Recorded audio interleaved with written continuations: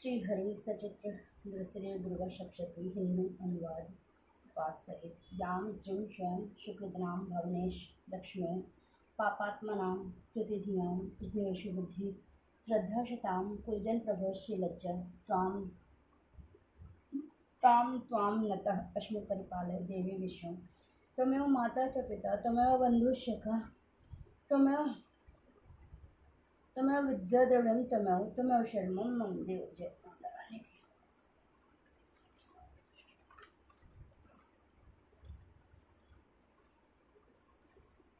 दुर्गा सप्तशती अथ दुर्गा सप्तश्लोकी दुर्गा। शिव जी बोले, हे देवी, तुम भक्तों के लिए सुलभ हो और समस्त कर्मों का विधान करने वाली हो। कलयुग में कामनाओं की सिद्धि हेतु यदि कोई उपाय हो तो उसे अपनी वाणी द्वारा सम्यक रूप से व्यक्त करो। देवी ने कहा, हे देव, आपका मेरे ऊपर बहुत स्नेह है। कलयुग में समस्त कामनाओं को सिद्धि करने वाला जो साधन है वह बतलाऊंगी, सुनो। उसका नाम है अम्बा स्तुति। ओम। इस दुर्गा सप्तश्लोकी स्रोत मंत्र के नारायण ऋषि हैं, अनुष्टभ छंद हैं, श्री महाकाली, महालक्ष्मी और महासरस्वती देवता हैं। श्री दुर्गा की प्रसन्नता के लिए सप्तश्लोकी दुर्गा पाठ में इसका विनियोग किया जाता है। वह भगवती महामाया देवी ज्ञानियों के भी चित्त को बलपूर्वक खींचकर मुंह में डाल देती हैं। माँ दुर्गे आप स्मरण करने पर सब प्राणियों का भय हर लेती हैं और स्वस्थ पुरुषों द्वारा चिंतन करने पर उन्हें परम कल्याणमयी बुद्धि प्रदान करती हैं। दुख दरिद्रता और भय हरने वाली देवी, आपके सिवा दूसरी कौन है जिसका चित्त सबका उपकार करने के लिए सदा ही दयाद रहता है। नारायणी, तुम सब प्रकार का मंगल करने वाली मंगलमयी हो, कल्याणदायिनी शिवा हो, सब पुरुषार्थों को सिद्ध करने वाली सड़गत वत्सला, तीन नेत्रों वाली एवं गौरी हो, तुम्हें नमस्कार है। शरण में आए हुए दीनों एवं पीड़ितों की रक्षा में संलग्न रहने वाली तथा सबकी पीड़ा दूर करने वाली नारायणी देवी, तुम्हें नमस्कार है। सर्वस्वरूपा, सर्वेश्वरी तथा सब प्रकार की शक्तियों से संपन्न दिव्य रूपा दुर्गे देवी, सब भयों से हमारी रक्षा करो, तुम्हें नमस्कार है। देवी, तुम प्रसन्नता होने पर सब रोगों को नष्ट कर देती हो और कुपित होने पर मनोवांछित सभी कामनाओं का नाश कर देती हो। जो लोग तुम्हारी शरण में जा चुके हैं उन पर विपत्ति तो आती ही नहीं है। तुम्हारे शरण में गए हुए मनुष्य दूसरों को शरण देने वाले हो जाते हैं। सर्वेश्वरी, तुम इस प्रकार तीनों लोगों की समस्त बाधाओं को शांत करो और हमारे शत्रुओं का नाश करती रहो। श्री सप्तश्लोकी दुर्गा शंभु। ओम श्री दुर्गाय नमः। श्री दुर्गा स्तोत्र शत नाम श्रोतम। ईश्वर उवाच। शंकर जी पार्वती जी से कहते हैं, कमलान ने, अब मैं अष्टोत्तर शत नाम का वर्णन करता हूँ, सुनो। जिसके प्रसाद पाठ या श्रवण मात्र से परम साध्वी भगवती दुर्गा प्रसन्न हो जाती हैं। ओम साध्वी भवप्रीता, भगवान से ऊपर प्रीत रखने वाली, भवानी भवमोचनी, संसार बंधन से मुक्त करने वाले, आर्या दुर्गा जया आद्या, त्रिनेत्री, शूलधारणी, पिनक धारणी, चित्र, चंद्रघंटा, प्रचंड स्वर से घंटनाद करने वाली, महातपा, भारी तपस्या करने वाली, मना मनन शक्ति, बुद्धि बोध शक्ति, अहंकार अहंता का आश्रय, चित्रूपा, चिता चिति चेतना, सर्वमंत्रमयी, सत्ता सत्य स्वरूपा, सत्यानंद स्वरूपड़ी, अनंता, जिनके स्वरूप का कहीं अंत नहीं, भावनी, सबको उत्पन्न करने वाले, भाव्या, भावना एवं ध्यान करने योग, भव्या, कल्याण रूप, अभव्या, जिससे बढ़कर कोई भव्य नहीं, ऐशदागति, शांभवी, शिवप्रिया, देवमाता, चिंता, रत्नप्रिया, सर्वविद्या, दक्ष कन्या, दक्षक विनाशिनी, अपर्णा, तपस्या के समय पत्तों को भी न खाने वाली, अनेक वर्णा, अनेक रंग वाले, लाल रंग वाले, पाटलावती, गुलाब के फूल या लाल फूल धारण करने वाले, पाटांबर परिधाना, रेशमी वस्त्र पहनने वाली, कल मंजीर रंजनी, मधुर स्वर करने वाली, मंजीर को धारण करके प्रसन्न रहने वाली, अमेय विक्रमा, असीम पराक्रम वाले, क्रूरा, दैत्यों के प्रति कठोर, सुंदरी, सुसुंदरी, वनदुर्गा, मातंगी, मातंग मुनिपुस्ता, ब्राह्मी, माहेश्वरी, ऐन्द्री, कौमारी, वैष्णवी, चामुंडा, वाराही, लक्ष्मी, पुरुषाकृता, विमला, उत्कर्षणी, ज्ञाना, क्रिया, नित्या, बुद्ध, बहुला, बहुल प्रेम, सर्वाहन वाहना, निशुंभ हननी, महिषासुर मर्दिनी, मधुकठ भंद्री, चंडमुंड विनाशिनी, सर्वसुर विनाशा, सर्वदानव घातनी, सर्वशास्त्रमयी, सत्या, सर्वशास्त्रधारणी, अनेक सहस्त्र, अनेक अस्त्रधारणी, कुमारी, एक कन्या, कैश्वरी, कैशोरी युवती यति अप्रौढ़ा प्रौढ़ा वृद्धमाता बलप्रदा महोदरी मुक्तकेशी घोर रूपा महाबला अग्निज्वाला रौद्रमुखी कालरात्रि तपस्विनी नारायणी भद्रकाली विष्णुमाया जलोदरी शिवदूती कराली अनंता परमेश्वरी कात्यायनी सावित्री प्रत्यक्षा ब्रह्मवादिनी। देवी पार्वती जो प्रतिदिन दुर्गा जी के इष्ट अष्टोत्तर सत नाम का पाठ करता है उसके लिए तीनों लोकों में कुछ भी असाध्य नहीं है। वह धन धान्य पुत्र स्त्री घोड़ा हाथी धर्म आदि चार पुरुषार्थ तथा अंत में सनातन मुक्ति भी प्राप्त कर लेता है। कुमारी का पूजन और देवी सुरेश्वरी का ध्यान करके पराभक्ति के साथ उनका पूजन करे, फिर अष्टोत्तर नाम का पाठ आरंभ करे। देवी जो ऐसा करता है उसे सब श्रेष्ठ देवताओं से वह सिद्धि प्राप्त होती है। राजा उसकी दास हो जाते हैं, वह राज लक्ष्मी को प्राप्त कर लेता है। गोरोचन लाक्षा कुमकुम सिंदूर कपूर घी अथवा दूध चीनी और मधु इन वस्तुओं को एकत्र करके इनसे विधि पूर्वक यंत्र लिखकर जो विधिक पुरुष सदा उस यंत्र को धारण करता है वह शिव के तुल्य मोक्ष रूप हो जाता है। भौमावती अमावस्या की आधी रात में चंद्रमा जब चंद्रमा सतभिषा नक्षत्र पर हो उस समय इस स्रोत को लिखकर जो इसका पाठ करता है वह संपत्तिशाली होता है। पाठ विधि साधक स्नान करके पवित्र हो आसन शुद्ध की क्रिया संपन्न करके शुद्ध आसन पर बैठे, साथ में शुद्ध जल पूजन सामग्री शुद्ध श्री दुर्गा सप्तशती की पुस्तक रखे, पुस्तक को अपने सामने काष्ठ आदि के शुद्ध आसन पर विराजमान कर दे, ललाट में अपने रुचि के अनुसार भस्म चंदन अथवा रोली लगा ले, शिखा बांध दे, फिर पूर्वाभिमुख होकर तत्व शुद्धि के लिए 4 बार आचमन करे। उस समय अग्रांग के 4 मंत्रों का क्रमशः पढ़े। ओम ऐं आत्मतो शोध्याम नमः स्वाहा, ओम ह्रीं विद्यातों शोध्याम नमः स्वाहा, ओम क्लीं शिवत्यम शोध्याम नमः स्वाहा, ओम हैं ह्रीं क्लीं शर्वतत्वं शोध्याम नमः स्वाहा। तत्पश्चात प्रणाम करके गणेश आदि देवताओं एवं गुरुजनों का प्रणाम करें, फिर पवित्र स्थौ वैष्णव्यों इत्यादि नम मंत्र से कुश के पवित्र धारण करके हाथ में लाल फूल अक्षत और जल लेकर निम्नांकित रूप से संकल्प ओम विष्णु विष्णु ओम नमः परमात्मने से पुराण पुरुषोत्तम श्री विष्णु राज्ञाय प्रवर्तन मान्य अष्टाध्य श्री ब्रह्मणो द्वितीय परार्धो श्री श्वेत वाराह कल्पे वैवस्वत मन्वंतर अष्टाविंशतितम कलियुगे प्रथम चौड़े जम्बूद्वीपे भारतवर्षे भारतखंडे आर्यावर्ते अंतर्गत ब्रह्मावर्ते कय देशे पुण्य प्रदेशे बौद्धावतारे वर्तमाने यथा नाम संवत्सरे अमुकायान महामांगल्य प्रदे मासानाम उत्तमे अमुकामे अमुकमासे अमुक पक्षे अमुक तिथे अमुक वाशांति नृत्यायाम अमुकन क्षेत्रे अमुक रास स्थिते सूर्ये अमुकामुकर राशि स्थितेषु चंद्र भौम बुध गुरु शुक्र शनिषु सत्सु शुभे योगे शुभकरणे एवं गुण विशेषण विशिष्टायाम शुभ पुण्य तिथि शकल शास्त्र श्रुति स्मृति पुराणोक्त फल प्राप्ति कामः अमुक गोत्रो उत्पन्ना अमुक शर्मा अहम मामत्मनम सपुत्र स्त्री बांधवस्य श्री नवदुर्गानुग्रहते ग्रह कृत राज्य कृत शर्व विधि पीड़ा निवृत्ति पूर्वकम नैरेज्य दीर्घायु पुष्टि धन धान्य समृद्ध्यर्थम श्री नवदुर्गा प्रसादेन सर्वा पन्नी वृत्ति शर्वा भीष्ट फला वाप्ति धर्मार्थ काम मोक्ष चतुर्विधि पुरुषार्थ सिद्धि द्वारा श्री महाकाली महालक्ष्मी महासरस्वती देवता प्रत्यर्थम शापोद्धार पुरुषम कवच अर्गला कीलक पाठ वेद तंत्रोक्त रात्र सूक्ति पाठ देवर्थी शीर्ष पाठ न्यास विधि सहित नरवाड़ जब सप्तती न्यास ध्यान सहित चरित्र संबंध विनियोग न्यास ध्यान पूर्वकम च मार्कंडेय उवाच शावर्णेय सूर्यतनयो यो मनु कथ्यष्टरम इत्याधारभ्यम शावर्णिर्भविता मनु इत्यन्तं दुर्गा सप्तती पाठम तदन्ते न्यास विधि सहित निर्वाण मंत्र जपम वेद तंत्रो देवी शुक्ति पाठम रहस्य रहस्य पठनम शापोद्धारकम च करिष्ये। इस प्रकार प्रतिज्ञा संकल्प करके देवी का ध्यान करते हुए पंचोपार के विधि से पुस्तक की पूजा करें। यौन मुद्रा का प्रदर्शन करके भगवती को प्रणाम करें। फिर मूल निर्माण मंत्र से पीठ आदि में आधार शक्ति की स्थापना करके उसके ऊपर पुस्तक को विराजमान करें। इसके पास शापोद्धार करना चाहिए। इसके अनेक प्रकार हैं। ओम ह्रीं श्रीं क्लीं क्रां क्लीं चांडिका देव्य शापांश शानुग्रह ग्रहम कुरुम कुरुम स्वाहा। इस मंत्र आदि का और अंत में 7 बार जाप करें। यह शापोद्धार मंत्र कहलाता है। इसके अनंतर उत्कीलन मंत्र का जप किया जाता है।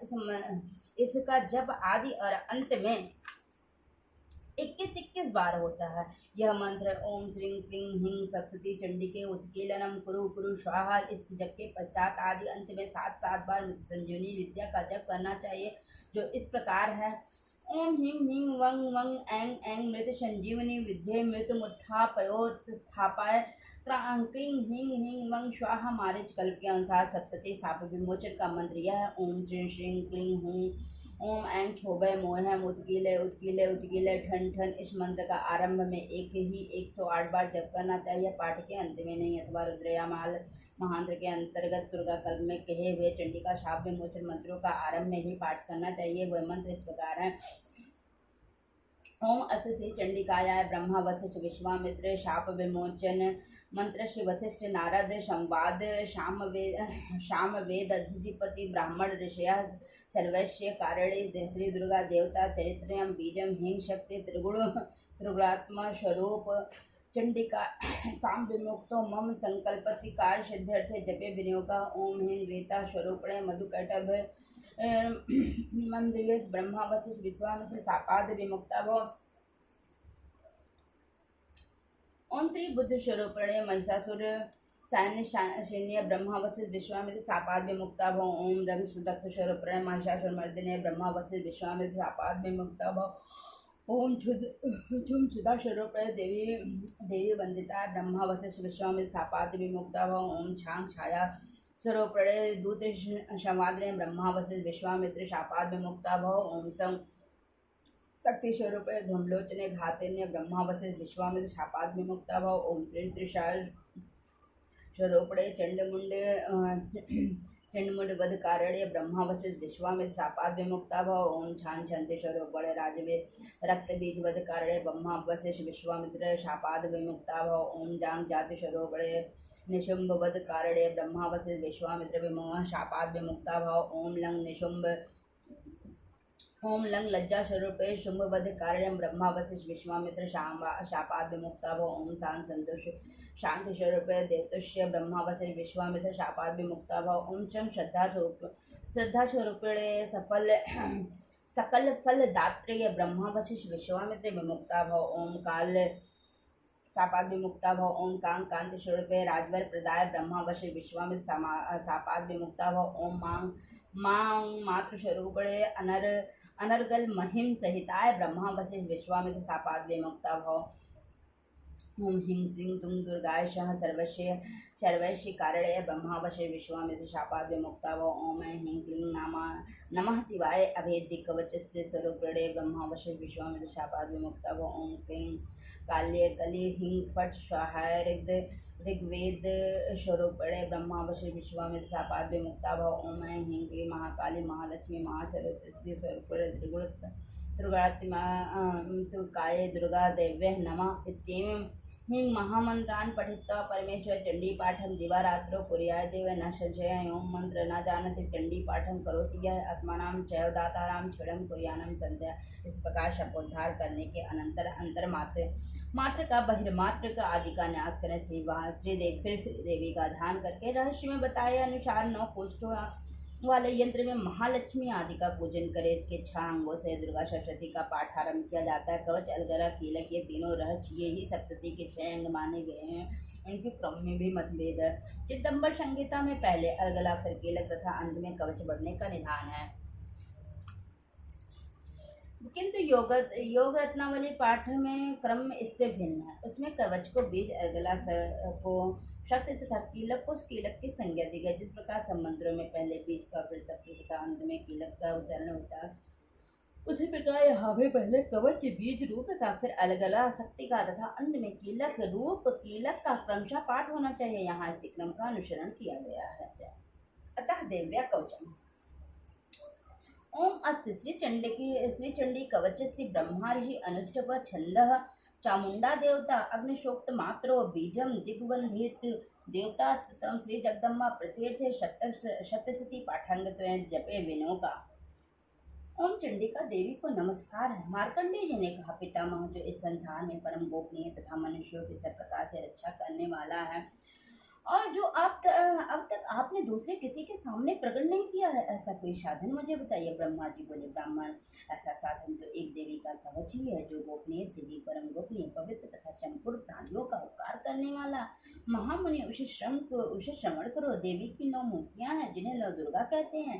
उनके पृथक पृथक नाम बतलाए गए हैं। प्रथम नाम शैलपुत्री, दूसरी मूर्ति का नाम ब्रह्मचारिणी, तीसरा स्वरूप चंद्रघंटा के नाम से प्रसिद्ध है, चौथी मूर्ति को पुष्पांडा कहते हैं, पांचवी दुर्गा का नाम स्कंद माता, देवी के छठे रूप को कात्यायनी कहते हैं, सातवां कालरात्रि और 8वां स्वरूप महागौरी के नाम से प्रसिद्ध है, 9वीं दुर्गा का नाम सिद्धात्री और यह नाम सर्वज्ञ महात्मा वेद भगवान के द्वारा ही प्रतिपादित हुए हैं। जो मनुष्य अग्नि में जल रहा हो, रणभूमि में शत्रुओं से गिर गया हो, विषम संकट में फंस गया और इस प्रकार से भय से आतुर होकर जो भगवती दुर्गा की शरण में प्राप्त हुए हैं, उनका कभी कोई अमंगल नहीं होता है। युद्ध के समय संकट में पड़ने पर उनके ऊपर कोई विपत्ति नहीं है दिखाई देती है। उन्हें सुख दुख और भय की प्राप्ति नहीं होती है। जिन्होंने भक्ति पूर्वक देवी का स्मरण किया है उनका निश्चय ही अभ्युदय होता है। देवेश्वरी जो तुम्हारा चिंतन करते हैं उनके तुम निसंदेह रक्षा करती हो। चामुंडा देवी प्रेत पर आरूढ़ होती है, वाराही भैंसे पर सवारी करती है, इंद्री का वाहन ऐरावत है, वैष्णवी देवी गरुड़ पर ही आसन जमाती है, माहेश्वरी वृषभ पर आरूढ़ होती है, कौमारी का वाहन मयूर है,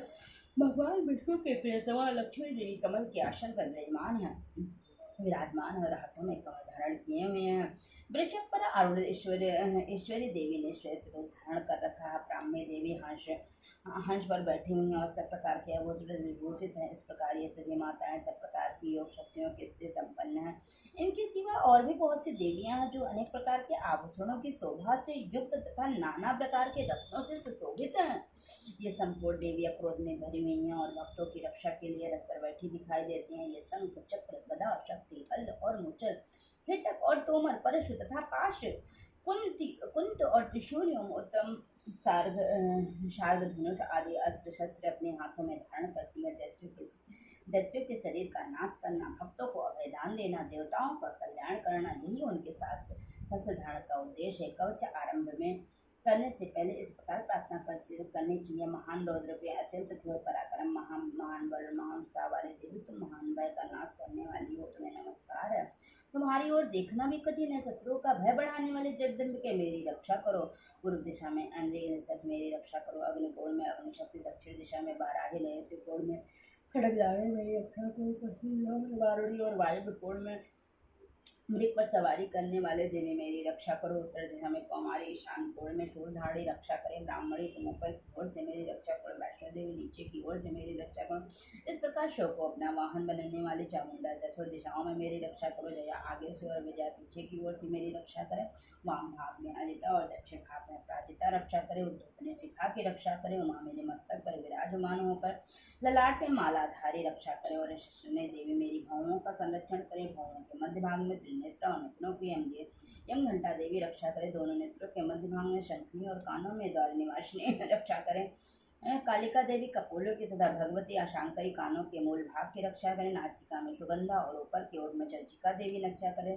नीचे की ओर में अमृतकला तथा दिव्या में सरस्वती देवी रक्षा करें। कौमारी दांतों की और चंडिका कंड प्रदेश की रक्षा करे। चित्रघंटा गले की घाटी की और महामाया तालों में रहकर रक्षा करे। कामाक्षी ठोड़ी की और शर्मंगला मेरी वाणी की रक्षा करें। भद्रकाली ग्रीवा में और धनुधरे पृष्ठवंश मेरुदंड में रखकर रक्षा करें। कंठ के बाहरी भाग में नीलग्रीवा और कंठ के नीली में नलकुवरी रक्षा करें। दोनों कंधों में खड़गनी और मेरे दोनों भुजाओं की वज्रधारी रक्षा करें। दोनों हाथों में दंडिनी और अंगुलियों में अंबिका रक्षा करें। सुलेश्वरी नखों की रक्षा करे। कुलेश्वरी कुक्षपेट में रहकर रक्षा करे। महादेवी दोनों स्तनों की और शोक विनाशिनी मन की रक्षा करें। ललिता देवी हृदय में और शूलधारणी उदर में रहकर रक्षा करें। नाभ में कामिनी और गुहा भाग में गुहेश्वरी रक्षा करें। पूतना और कामिका लिंग की और महिषवाहिनी गुदा की रक्षा करे, भगवती कटिभाग में और विंध्यवासिनी घुटनों की रक्षा करे, संपूर्ण कामनाओं को देने वाली महाबला दोनों पिंडलियों की रक्षा करे, नाराज नारसिंही दोनों घुट्टियों की और तैसी देवी दोनों चरणों के पृष्ठभाग की रक्षा करे, सी देवी पैरों की अंगुलियों में और तलवासिनी पैरों के तलुओं में रहकर रक्षा करे, अपने दाढ़ों के कारण भयंकर दिखाई देने वाली दंश कराली देवी नखों की और ऊर्ध्व केशनी देवी केशों की रक्षा करे, रोम वालियों की छिद्रों में कौबेरी और त्वचा की बागेश्वरी देवी रक्षा करे, पार्वती देवी रक्त मज्जा वशा मांस हड्डी और मेद की रक्षा करे, आंतों की काल रात की रक्त की मुक्तेश्वरी रक्षा करे, मूलाधार आदि कमल केशों में पद्मावती देवी और कफ में चूड़ावली देवी सिंहों का रक्षा करे, नख के तेज की ज्वालामुखी रक्षा करे, जिसका किसी भी अस्त्र से भेदन नहीं किया जा सकता है, अवैधा देवी शरीर की समस्त संधियों में रहकर रक्षा करे, ब्राह्मणी आप मेरे वीर की रक्षा करे, छात्रेश्वरी छाया की तथा धर्मधारणी देवी मेरे अहंकार मन और बुद्धि की रक्षा करें, हाथों में वज्र धारण करने वाली वज्रहस्ता देवी मेरे प्राण अपान व्यान उदान और समान वायु की रक्षा करें, कल्याण से शोभित होने वाली भगवती कल्याण शोभना मेरे प्राण की रक्षा करें, रस रूप गंध शब्द और स्पर्श इन विषयों का अनुभव करते समय योगिनी देवी रक्षा करे तथा सत्वगुण रजोगुण और तमोगुण रक्षा सदा नारायणी देवी करे, वाराही आयु की रक्षा करे, वैष्णवी धन की रक्षा करे, चक्री चक्रधान यश कीर्त धन लक्ष्मी धन तथा विद्या की रक्षा करे, इंद्राणी आप मेरे गोत्र की रक्षा करो, चंडी के तो मेरे पशुओं की रक्षा करो, महालक्ष्मी पुत्रों की रक्षा करो और भैरवी पत्नी की रक्षा करें, मेरे पति की सुपथा तथा मार्ग की क्षेम करी रक्षा करें, राजा के दरबार में महालक्ष्मी रक्षा करें और सब और व्याप्त रहने वाली विजया देवी संपूर्ण भय से मेरी रक्षा करें, देवी जो स्थान कवच में नहीं कहा गया अथवा अतएव रक्षा से रहित है वह सब तुम्हारे द्वारा सुरक्षित हो, क्योंकि तुम विजयशालिनी हो और पापनाशिनी हो, यदि अपने शरीर का भला चाहे तो मनुष्य बिना कवच के कहीं एक पग भी न जाए, कवच का पाठ करके ही यात्रा करे, कवच के द्वारा सब ओर से सुरक्षित मनुष्य जहाँ जहाँ भी जाता है वहाँ वहाँ उसे धन लाभ होता है तथा संपूर्ण कामनाओं के सिद्ध करने वाली विजय की प्राप्ति होती है, और जिस अभीष्ट वस्तु का चिंतन करता है उसको निश्चय ही प्राप्त कर लेता है, वह पुरुष इस पृथ्वी पर तुलना रहित महान ऐश्वर्य का भागी होता है, कवच से सुरक्षित मनुष्य निर्भय हो जाता है, युद्ध में उसकी पराजय नहीं होती है तथा वह तीनों लोक में पूजनीय होता है, देवी का यह कवच देवताओं के लिए भी दुर्लभ है, जो प्रतिदिन नियम पूर्वक तीनों संध्याओं के समय श्रद्धा के साथ इसका पाठ करता है उसे दैविक कला प्राप्त होती है तथा वह तीनों लोकों में कहीं भी पराजित नहीं होता, इतना ही नहीं वह अपने मृत्यु रहित हो 100 से भी अधिक वर्ष तक जीवित रहता है, मकड़ी चेचक और कोढ़ आदि उसकी संपूर्ण व्याधियां नष्ट हो जाती हैं, कनेर भांग अफीम धतूरे आदि का स्थवर विष सांप और भिक्षु आदि के कटने से चढ़ा हुआ जंगम विष तथा अहिफेन और तेल के संयोग आदि से बनने वाला कृत्रिम विष, ये सभी प्रकार के विष दूर हो जाते हैं, उनका कोई असर नहीं होता, इस पृथ्वी पर मारण मोहन आदि जितने भी अविचारिक प्रयोग होते हैं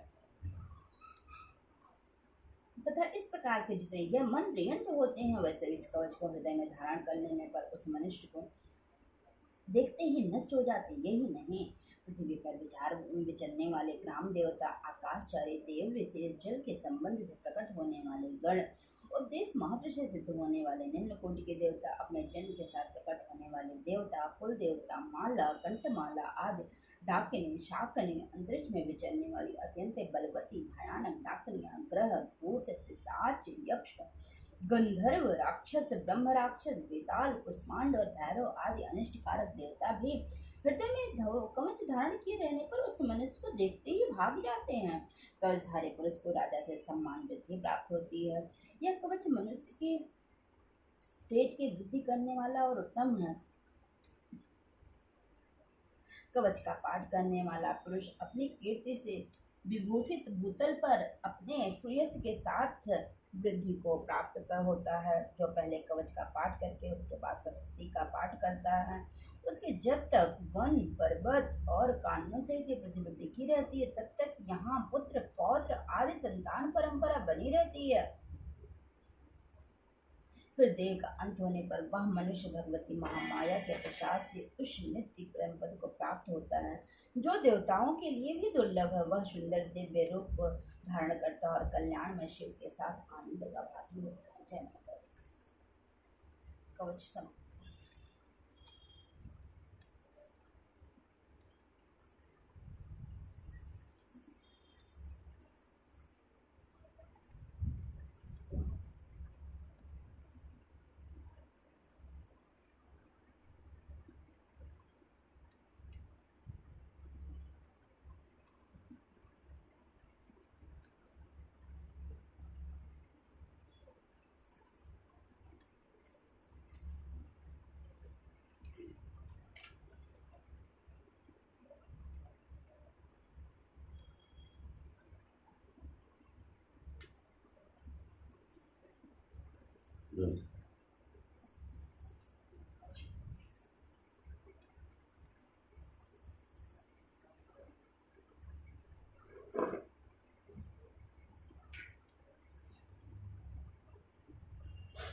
अथ अर्गला स्रोतम। ओम अस्ति श्री अर्गला स्त्रोत्र मंत्र श्री विष्णु श्री अनुष्ठुप छंदा श्री महालक्ष्मी देवता श्री जगदम्बा प्रीति सप्तती पाठांगद्वयं जपे विनोबा। ओम चंडिका देवी को नमस्कार है। मार्कंडे जी कहते हैं जयंती मंगला काली भद्रकाली कपालिनी दुर्गा क्षमा शिवा धात्री स्वाहा और श्रद्धा इन नामों से प्रसिद्ध जगदम्बिका तुम्हें मेरा नमस्कार है। देवी चामुंडे तुम्हारी जय हो। संपूर्ण प्राणियों को पीड़ा हरने वाली देवी तुम्हारी जय हो। सब में व्याप्त रहने वाली देवी तुम्हारी जय हो। कालरात्रि तुम्हें नमस्कार हो। मधु और कटक को मारने वाली तथा ब्रह्मा जी को वरदान देने वाली देवी तुम्हें नमस्कार। तुम मुझे रूप आत्मस्वरूप ज्ञान दो। जय मोह पर विजय दो। यश मोह विजय तथा ज्ञान प्रतिस्वरूप यश दो और पाप को शत्रुओं का नाश करो। महिषासुर का नाश करने वाले तथा भक्तों को सुख देने वाली देवी तुम्हें नमस्कार है। तुम रूप दो जय दो यश दो और काम को शत्रुओं का नाश करो। रक्त बीज वध और चंडमुंड का विनाश करने वाले देवी तुम रूप दो जय दो यश दो और काम को शत्रुओं का नाश करो। शुंभ और निशुंभ तथा धूम्रलोचन का मर्दन करने वाले देवी तुम रूप दो जय दो यश दो और काम को शत्रुओं का नाश करो। सबके द्वारा वंदित युगल चरणों वाली तथा संपूर्ण सौभाग्य प्राप्त करने वाली देवी तुम रूप दो जय दो यश दो और काम क्रोध शत्रुओं का नाश करो। देवी तुम्हारे रूप और चरित्र अचिंत्य हैं। तुम समस्त शत्रुओं का नाश करने वाली हो। रूप दो जय दो यश दो और काम क्रोध शत्रुओं का नाश करो। पाप को दूर करने वाली चंडिके जो भक्त पूर्वक तुम्हारे चरण में सर्वदा मस्तक झुकाते रहते हैं उन्हें रूप दो जय दो यश दो और उनके काम क्रोध शत्रुओं का नाश करो। रोगों का नाश करने वाले चंडिके जो भक्तिपूर्वक तुम्हारी स्तुति करते हैं उन्हें रूप दो जय दो यश दो और काम क्रोध और उनके काम क्रोध शत्रुओं का नाश करो।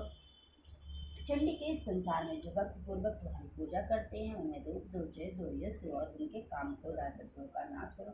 मुझे सौभाग्य और आरोग्य दो परम सुख दो रूप दो जय दो यश दो और मेरे काम क्रोध शत्रुओं का नाश करो। जो मुझसे द्वेष रखते हो उनका नाश और मेरी बलती बुद्धि करो। रूप दो जय दो यश दो और मेरे काम क्रोध शत्रुओं का नाश करो। देवी मेरा कल्याण करो। मुझे उत्तम संपत्ति प्रदान करो। रूप दो जय दो यश दो और काम क्रोध शत्रुओं का नाश करो। अंबिके देवता और असुर दोनों ही अपने माथे की मुकुट की मड़ियों का तुम्हारे चरणों पर घिसते रहते हैं। तुम रूप दो जय दो यश दो और मेरे काम क्रोध शत्रुओं का नाश करो। तुम अपने भक्तजनों को विद्वान यशस्वी और लक्ष्मीवान बनाओ तथा रूप दो जय दो यश दो और उसके काम क्रोध आदि शत्रुओं का नाश करो। प्रचंड दैत्यों के दर्प का दलन करने वाले टैक्टिक मुझे गढ़ शरणागत को रूप दो जय दो यश दो और मेरे काम क्रोध शत्रुओं का नाश करो। चित्रगुप्त ब्रह्मा जी के द्वारा प्रशंसित चार भुजाधारी परमेश्वरी तुम रूप दो जय दो यश दो और काम क्रोध शत्रुओं का नाश करो। देवी अंबिके भगवान विष्णु नित्य निरंतर भक्तिपूर्वक तुम्हारी स्तुति करते रहते हैं। तुम रूप दो जय दो यश दो और काम क्रोध शत्रुओं का नाश करो। हिमालय कन्या पार्वती के पति महादेव जी द्वारा प्रशंसित होने वाले परमेश्वरी तुम रूप दो जय दो यश दो और काम क्रोध शत्रुओं का नाश करो। शचीपति इंद्र के द्वारा सद्भाव से पूजित होने वाली परमेश्वरी तुम रूप दो जय दो यश दो और काम क्रोध शत्रुओं का नाश करो। प्रचंड भुज दंडों वाले दैत्यों का घमंड चूर करने वाली देवी तुम लोग दो जय दो यश दो और काम क्रोध शत्रुओं का नाश करो। देवी अंबिके तुम अपने भक्तजनों को सदा असीम आनंद प्रदान करती रहती हो। मुझे रूप दो जय दो यश दो और मेरे काम क्रोध शत्रुओं का नाश करो। मन की इच्छा के अनुसार चलने वाली मनोहर पत्नी प्रदान करो, जो दुर्गम संसार सागर से तानने वाली तथा उत्तम कुल में उत्पन्न हुई हो। जब मनुष्य इस स्रोत का पाठ करके सप्तशती रूपी महास्रोत का पाठ करता है, वह सप्तशती की जप संख्या से मिलने वाले श्रेष्ठ फल को प्राप्त करता है। साथ ही वह प्रचुर संपत्ति भी सब प्राप्त कर लेता है। अर्गला क्षमा अथ कीलका श्री अस्ति श्री कीलक मंत्रस्य शिव ऋषि अनुष्टभ छंदः श्री महासरस्वती देवता श्री जगदम्मा प्रत्यर्थम सप्तशती पाठांगत्वेन जपे विनियोगः। ओम चंडिका देवी को नमस्कार है। मार्कंडेय जी कहते हैं, वे शुद्ध ज्ञान है जिनका शरीर है, तीनों वेद है, जिनके तीन देवी नेत्र हैं, जो कल्याण प्राप्ति के हेतु है तथा अपने मस्तक पर अर्धचंद्र का मुकुट धारण करते हैं, उन भगवान शिव को नमस्कार है। मंत्रों का जो अभिकीलक है, अर्थात मंत्रों को की सिद्धि में विघ्न उपस्थित करने वाले साप रूपी कीलक का जो निवारण करने वाला है, उस सप्तशती स्रोत को संपूर्ण रूप से जानना चाहिए और जानकर उसकी उपासना करनी चाहिए। यद्यप सप्तशती के अतिरिक्त अन्य मंत्रों के जप में भी जो निरंतर लगा रहता है, वो भी कल्याण का भागी होता है। उसके उच्चाटन आदि कर्म सिद्ध होते हैं तथा उसे समस्त दुर्लभ वस्तुओं की प्राप्ति होती है। तथा जो अन्य मंत्रों का जप न करके केवल इस सप्तशती नामक स्रोत से ही देवी की स्तुति करते हैं, उन्हें स्तुति मात्र से ही सच्चिदानंद स्वरूप सिद्ध हो जाती है। उन्हें अपने कार्य की सिद्धि के लिए मंत्र, औषधि तथा अन्य किसी साधन के उपयोग की आवश्यकता नहीं होती है। बिना जप के ही उनके उच्चाटन आदि समस्त अविचारक कर्म सिद्ध हो जाते हैं। इतना ही नहीं, उनकी संपूर्ण अभीष्ट वस्तुएं भी सिद्ध होती हैं। लोगों के मन में यह शंका थी कि जब केवल सप्तशती की उपासना से अथवा सप्तशती को छोड़कर अन्य मंत्रों की उपासना से भी समान रूप से सब कार्य सिद्ध होते हैं, तब इनमें श्रेष्ठ कौन सा साधन है। लोगों की इस शंका को सामने रखकर भगवान शंकर ने अपने पास आए हुए जिज्ञासुओं को समझाया कि यह सप्तशती नामक संपूर्ण स्रोत ही सर्वश्रेष्ठ एवं कल्याणमय है।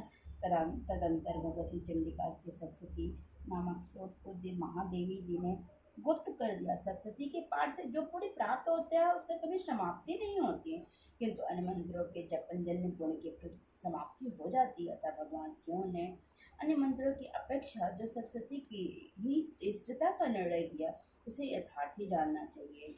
अन्य मंत्रों का जप करने वाला पुरुष भी यह सप्तशती के स्रोत और जप का अनुष्ठान कर ले तो वह भी पूर्ण रूप से कल्याण का भागी होता है, इसमें तनिक भी संदेह नहीं है। जो साधक कृष्ण पक्ष की चतुर्दशी अथवा अष्टमी को एकाग्रचित्त होकर भगवती की सेवा में अपना सर्वस्व समर्पित कर लेता है और फिर से उसे प्रसाद स्वरूप से ग्रहण करता है, उसी पर भगवती प्रसन्न होती है, अन्यथा उनकी प्रसन्नता नहीं प्राप्त होती है। इस प्रकार सिद्धि के प्रतिबंध स्वरूप कील के द्वारा महादेव जी ने इस स्रोत को कीलित कर रखा है। जो पूर्वोक्त रीति से निष्कीलन करके इस सप्तशती स्रोत का प्रतिदिन स्पष्ट उच्चारण पूर्वक पाठ करता है, वह मनुष्य सिद्ध हो जाता है। वह देवी का पार्षद होता है और वही गंधर्व भी होता है। सर्वत्र विचरते रहने पर भी इस संसार में उसे कहीं भी भय नहीं होता है। वह अमृत के वश में नहीं पड़ता तथा देह त्यागने के अनंतर मोक्ष प्राप्त कर लेता है। अतः कीलन को जानकर उसका परिहार करके ही सप्तशती का पाठ आरंभ करे। जो ऐसा नहीं करता है उसका नाश हो जाता है। इसलिए कीलक और निष्कीलन ज्ञान प्राप्त करने पर यह स्रोत निर्देश होता है और विद्यमान पुरुष इस निर्दोष स्रोत का ही पाठ आरंभ करते हैं। स्त्रियों में जो कुछ भी सौभाग्य आदि दृष्टिगोचर होता है, वह सब देवी के प्रसाद का ही फल है। अतः इस कल्याण में स्रोत का सदा जप करना चाहिए। इस स्रोत का मंद स्वर से पाठ करने पर स्वल्प फल की प्राप्ति होती है और उच्च स्वर से पाठ करने पर पूर्ण फल की प्राप्ति होती है। अतः उच्च स्वर से ही इसका पाठ आरंभ करना चाहिए। जिनके प्रसाद से ऐश्वर्य, सौभाग्य, आरोग्य, संपत्ति, शत्रुनाश तथा परम मोक्ष की भी सिद्धि होती है, उन कल्याणमय जगदम्बा की स्तुति मनुष्य क्यों नहीं करते हैं।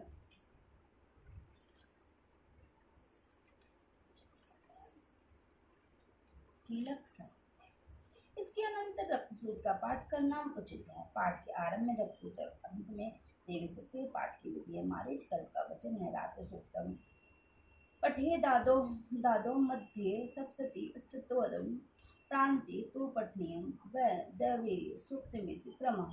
रक्षोत के बाद विनियोग विनियोग नाश और ध्यानपूर्वक निर्वाण मंत्र का जप करके सप्तशती का पाठ आरंभ करना है। पाठ के अंत में पुनः विधिपूर्वक निर्वाण मंत्र का जप करके देवी सूक्त का तथा तीनों रहस्यों का पाठ उचित है। कोई कोई निर्वाण जप के बाद धातु सूक्त का पाठ बताते तथा अंत में भी देवी सूक्त के बाद निर्वाण जप का उचित प्रतिपादन करते, किंतु यह ठीक नहीं है। चिदम्बर संहिता में कहा गया है, मध्य निर्वाण पूर्तम कृत्वा श्रोतम श्रद्धाभिषेक अर्थात सप्तशती का पाठ बीच में और आदि अंत में निर्वाण जब से संतुलित कर दिया गया। नामतन में यह बात अधिक स्पष्ट कर दी गई है। सतमादो शतम चांते जपेन मंत्र निर्वाण कर्म चंडी सप्तशती बद्धे संपुट या मुद्रा हृदा अर्थात आदि और अंत में 100 बार निर्वाण मंत्र का जप करें, मध्य सप्तशती दुर्गा का पाठ करें, यह संपुट कहा गया।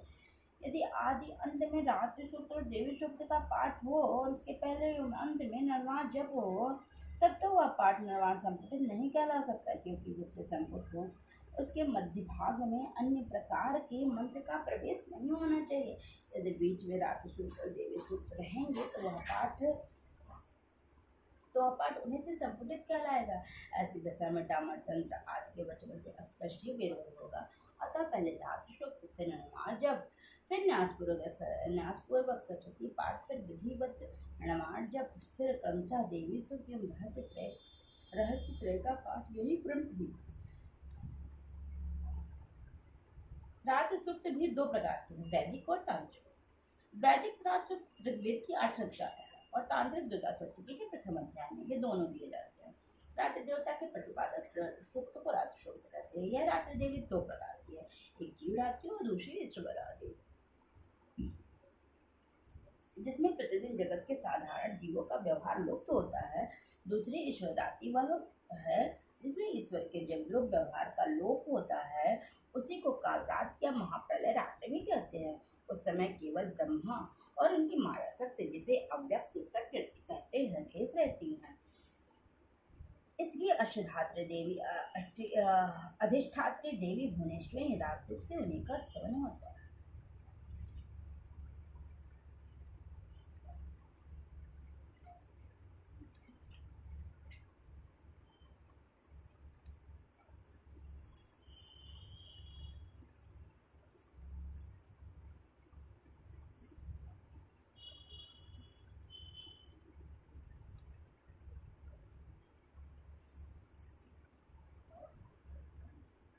अथवा वेदोत्तम रात्रि सूक्तम। ओम रात्रिदेवस्य सूक्तस्य कुशिकः शोभरो रात्रिवा भरद्वाजो ऋषः रात्रिदेवता गायत्री छंदा देवी महात्म्य पाठे विनियोगा।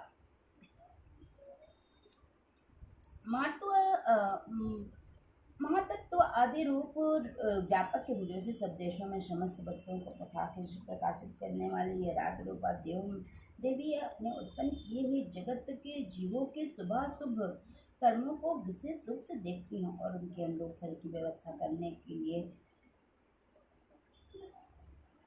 समस्त विभूतियों का धारण करती है। देवी अमन संपूर्ण विश्व को नीचे फैलाने वाली लता आदि को तथा ऊपर बढ़ने वाले वृक्षों को भी प्राप्त करके स्थित है। इतना ही नहीं, ज्ञानमयी ज्योति से जीवों के अज्ञान अंधकार का नाश कर देती हैं। परा चिच्छ शक्ति रूपा रात्रि देवी आकर अपनी बहन ब्रह्मा विद्यामयी उषा देवी को प्रकट करती हैं, जिससे अविद्या में अंधकार स्वतः नष्ट हो जाता है। वह रात्रि देवी इस समय मुझ पर प्रसन्न हो, जिनके आने पर हम लोग अपने घरों में सुख से सोते हैं। ठीक वैसे ही जैसे रात्रि के समय पक्षी वृक्षों पर बनाए हुए अपने घोंसलों में सुखपूर्वक शयन करते हैं, उस करुणामय रात्रि देवी के अंक में संपूर्ण ग्रामवासी मनुष्य पैरों से चलने वाले गाय घोड़े आदि पशु पंखों से उड़ने वाले पक्षियों पतंग आदि किसी प्रयोजन से यात्रा करने वाले पथिक और बाज आदि भी सुखपूर्वक सोते हैं। हे रात्रिमयी चिक्षित, तुम कृपा करके वाष्णमयी वृक्की की तथा पापमय वृक्क को हमसे अलग करो, काम आदि तस्कर समुदाय को भी दूर हटाओ, तदंतर हमारे लिए सुखपूर्वक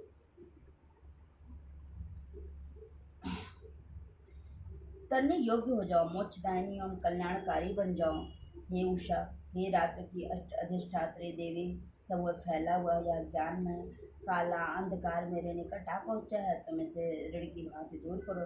जैसे धन देकर अपने भक्तों के ऋण को दूर करती हो, उसी प्रकार ज्ञान देकर इस अज्ञान को भी हटा दो। हे रात्रि देवी, तुम दूध देने वाली गौ के समान हो। मैं तुम्हारे समीप आकर स्तुति आज से तुम्हें अपने अनुकूल करता हूँ। परम व्योम स्वरूप परमात्मा की पुत्री, तुम्हारी कृपा से मैं काम आज शत्रुओं को जीत चुका हूँ। तुम स्तोम की बात मेरे इस हाविष्य का भी ग्रहण करो।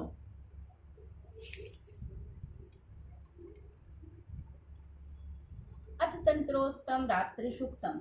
ओम विश्वेश्वरीं जगद्धात्रीं स्थिति संहार कारिणीं निद्रां भगवतीं विसृणुतुलां तेजसा प्रभो त्वं स्वाहा त्वं सदा त्वमेव षट्कारां स्वरात्मिका शुद्धा त्वमक्षरे नित्ये स्थिता मात्रात्मका स्थिते अर्धमात्र स्थिता नित्यायानुर्चाया विशेषता त्वमेव संध्या सावित्रीं त्वं देवी जन्नी परा त्वयत्रे धार्यते विश्वं त्वयत्रे सृज्यते जगते त्वयत्यत् पाल्यते देवी त्वम् अस्त्यन्ते च सर्वदा विशिष्टो सृष्टिरूपा त्वं स्थितरूपा च पालने तथा संहृतरूपान्ते जगतोऽस्य जगन्मये महाविद्या महामाया महामेधा महास्मृति महामोहा च भवति महादेवी महाशूरी प्रकृतिस्त्वं च सर्वस्य गुणत्रयविभावनी कालरात्रि महारात्रि मोहरात्रिश्य दारुणा त्वं स्त्रीत्वमीश्वरीं त्वं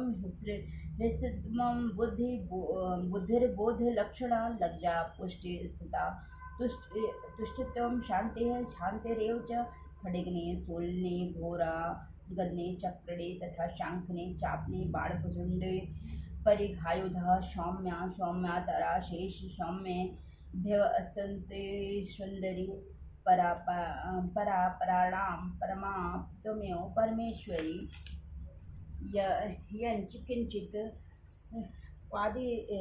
क्वाचिदस्तु सदस्यदाखिलात्मके तस्य सर्वस्य आसक्ते सां त्वं किं स्तुवे तदा यया त्वया जगतश्च जगत्पत्ये यो जगत् सोऽपि निद्रावंशं नीतः कषत्वा स्तोत्रमहेश्वरः विष्णु शरीरग्रहण महिषान् यों च करितास्ते यतो तस्त्वां कः स्तोतुं शक्तिमान् भवेत् सा त्वमित्थं प्रभावेश स्वेददारदेवी संयुता मोहयतो दुरार्धवशुरो मधुकैटभो प्रबोधं च जगत्स्वामी नियातमच्युतो लघु बोधस्य क्रयातमश हन्तमेतो महाशुरो।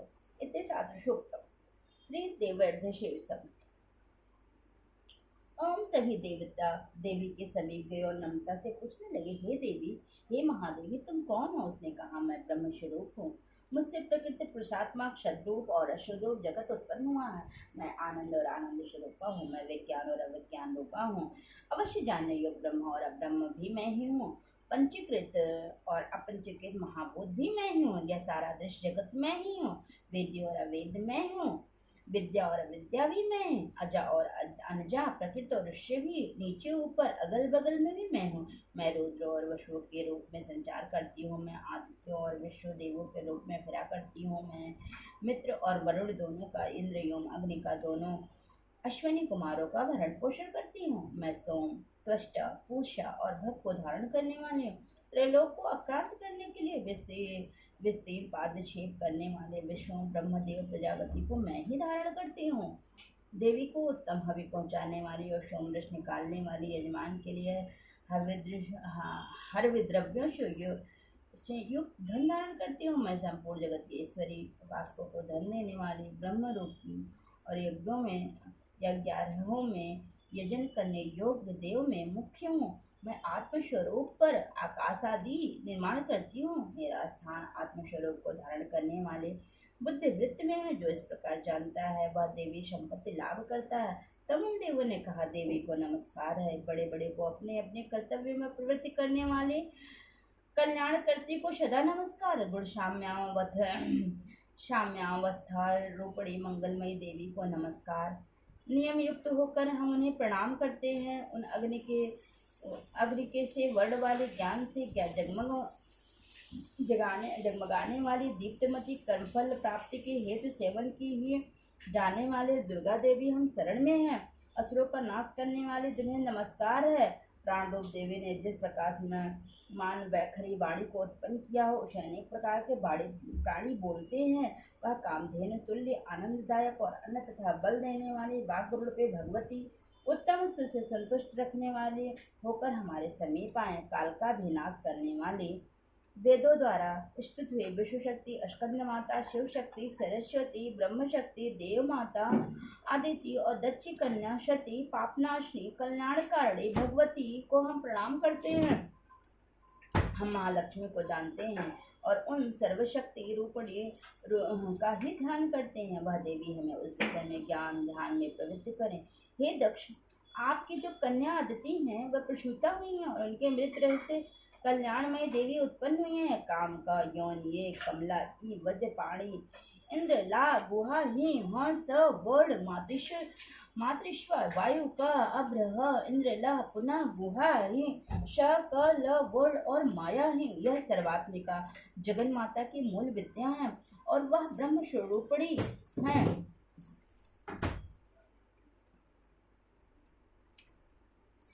शिव शक्ति भेद रूपा ब्रह्मा विष्णु शिव मात्मिका का सरस्वती लक्ष्मी गौरा रूपा अशुद्ध मिश्र सुपोध पासनात्मिका समसर्षी भूत शिव शक्ति आत्मक ब्रह्म स्वरूप का निर्विकल्प ज्ञान देने वाले सर्वात्मिका महात्रिपुर सुंदरी, यही इस मंत्र का भावार्थ है।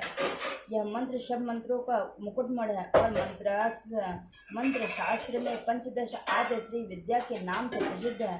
इस प्रकार के अर्थ अर्थात भावार्थ, वाच्यार्थ, संपद्यार्थ, लौकिकार्थ, रहस्यार्थ और तत्वार्थ नित्य षोडश शिकारणव ग्रंथ में बताए गए हैं। इस प्रकार वारिवर्ष रहस्य आदि ग्रंथों में और इसके भी अनेक अर्थ दिखाए गए हैं।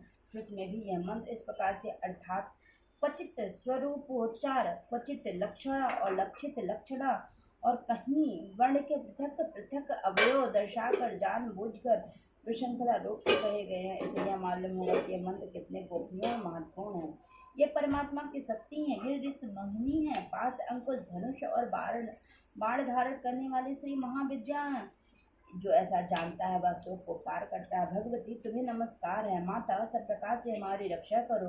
मंत्र दृष्टा ऋषि कहते हैं वही ये अष्टवसु है, वही ये एकादश रुद्र है, वही ये द्वादश आदित्य है, वही ये सोमपान करने वाले सोमपान न करने वाले वसुदेव हैं, वही ये यातुधान एक प्रकार के राक्षस असुर राक्षस पिशाच यक्ष और सिद्ध हैं, वही ये सत्व रजतम है।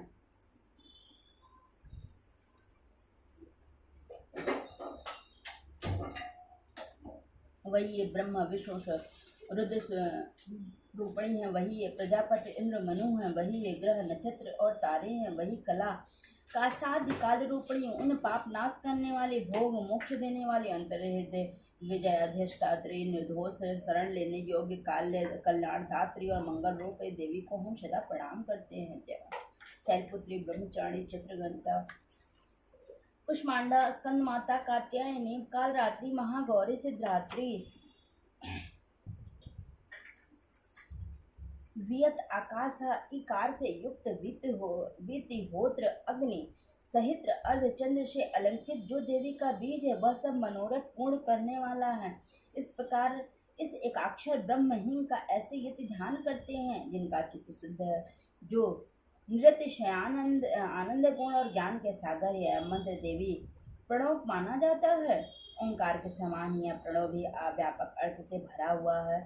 संक्षेप में इसका अर्थ इच्छा ज्ञान क्रिया धार अद्वैत अखंड सच्चिदानंद स्वरूप समसर्षि भूत शिव शक्ति स्फुरण है। वाणी ऐं माया हिंग ब्रह्मशु काम क्लिंग इसके आगे छठा व्यंजन अर्थात च वह ही वक्त अर्थात आकार से युक्त चा सूर्य म आवाम स्रोत दक्षिण कड़ ऊ और बिंदु अर्थात अनुसार से युक्त मुंग टकार से तीसरा ड वही नारायण अर्थ आ से मिश्र वायु वही अधर अर्थात ए से युक्त य और विच्चे यह निर्वाण मंत्र उपासकों को आनंद ब्रह्मा सायुज्य देने वाला इस मंत्र का अर्थ है। हे चित्रशूर्पे महासरस्वती, हे सद्रूपणे महालक्ष्मी, हे आनंद रूपणे महाकाली, ब्रह्मा विद्या पाने के लिए हम सब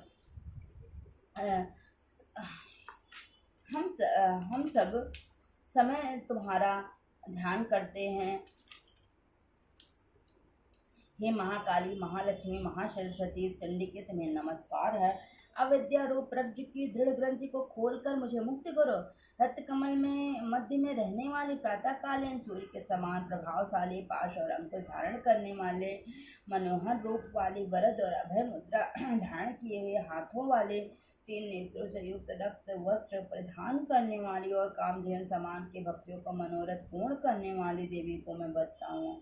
महाभय का नाश करने वाली, महासंकट को शांत करने वाली और महान करुणा की साक्षात मूर्ति तुम महादेवी को मैं नमस्कार करता हूँ, जिसका स्वरूप ब्रह्मादिक नहीं जानते हैं, इसलिए जिसे अज्ञेया कहते हैं, जिसका अंत नहीं मिलता इसलिए जिसे अनंता कहते हैं, जिसका लक्ष्य दिख नहीं पड़ता इसलिए जिसे अलक्ष्य कहते हैं, जिसका जन्म समझ में नहीं आता इसलिए जिसे अजा कहते हैं, जो अकेली ही सर्वत्र है इसलिए जिसे एका कहते हैं, जो अकेले ही विस्तृत पे सजी हुई है इसलिए जिसे नैका कहते हैं, वह इसलिए अज्ञेय, अनंत, अलक्ष्य, अजा, एका और नैका कहते हैं।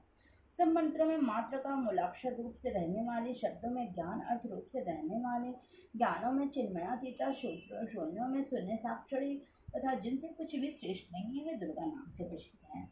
उन दुर्विज्ञ दुराचार नाशक और संसार सागर में तारने वाली दुर्गा देवी को संसार से डरा हुआ मैं नमस्कार करता हूँ। इस अथर्वशीर्ष का जो अध्ययन करता है उसे 5 अथर्वशीर्षों के जप का फल प्राप्त होता है।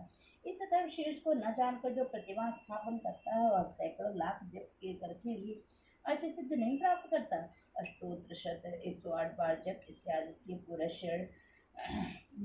पुरस्चरण विधि है। जो इसका 10 बार पाठ करता है वही उस क्षण पापों से मुक्त हो जाता है और महादेवी के प्रसाद से बड़े दुष्ट संकटों को पार कर जाता है। इसका सायंकाल में अध्ययन करने वाला दिन में किए हुए पापों का नाश करता है। प्रातः काल में अध्ययन करने वाला रात्रि में किए हुए पापों का नाश करता है।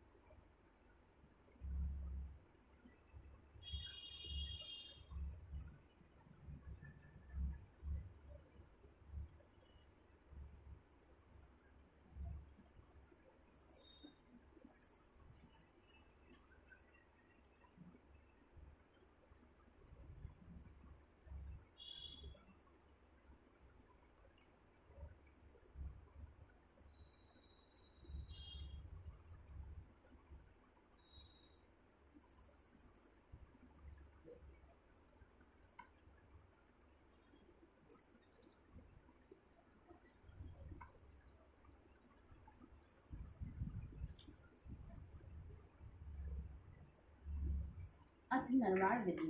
इस प्रकार रासूक्त और देवी अर्थशीर्ष का पाठ करने के पश्चात निम्नांकित रूप से निर्माण मंत्र के विनियोग, न्यास और ध्यान आदि करें। श्री गणपति जयति ओम अस्य श्रीमान निर्माण मंत्र श्री ब्रह्मा विष्णु रुद्र ऋषिय गायत्री गणष्ठ वच्छंदा श्री महाकाली महालक्ष्मी महासरस्वती देवता एम बीजम ह्रीं सिक्तिं क्लीं क्लीं क्लीं कील कम श्री महाकाली महालक्ष्मी महासरस्वती प्रत्यर्थ जपे विनोगा। इसे पढ़कर जल गिराए।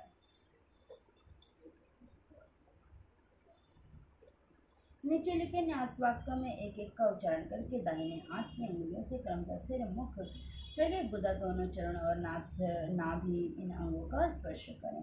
ब्रह्मा विष्णु रुद्र शिव नमः शिरसि।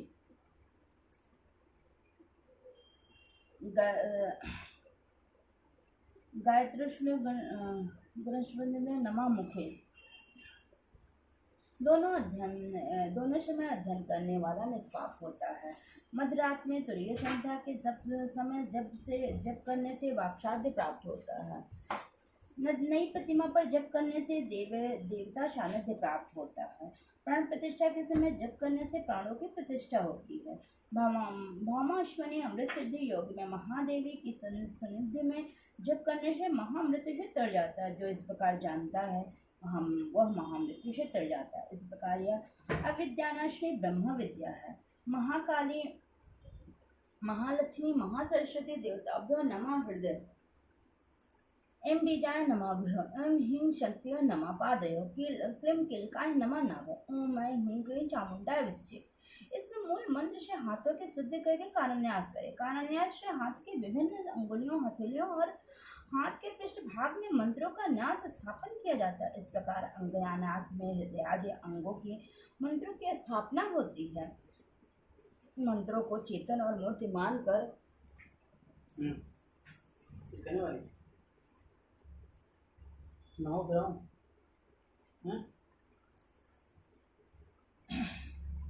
करान्यास में हाथ की विभिन्न अंगुलियों, हाथ के पृष्ठ भाग में मंत्रों का न्यास स्थापन किया जाता है।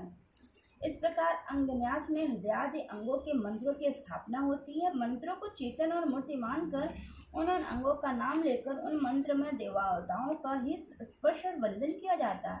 ऐसा करने से पाठ या जप करने वाला स्वयं मंत्रमय होकर मंत्र देवता द्वारा सर्वथा सुरक्षित हो जाता है। उसी प्रकार उसके बाहर भीतर की शुद्धि होती है, दिव्य बल प्राप्त होता है, साधना निर्विघ्नता पूर्वक पूर्ण तथा परम लाभदायक होती है। ओम अंगुष्ठाभ्याम नमः। दोनों हाथ की तर्जनी अंगुलियों से अंगूठों का स्पर्श करें।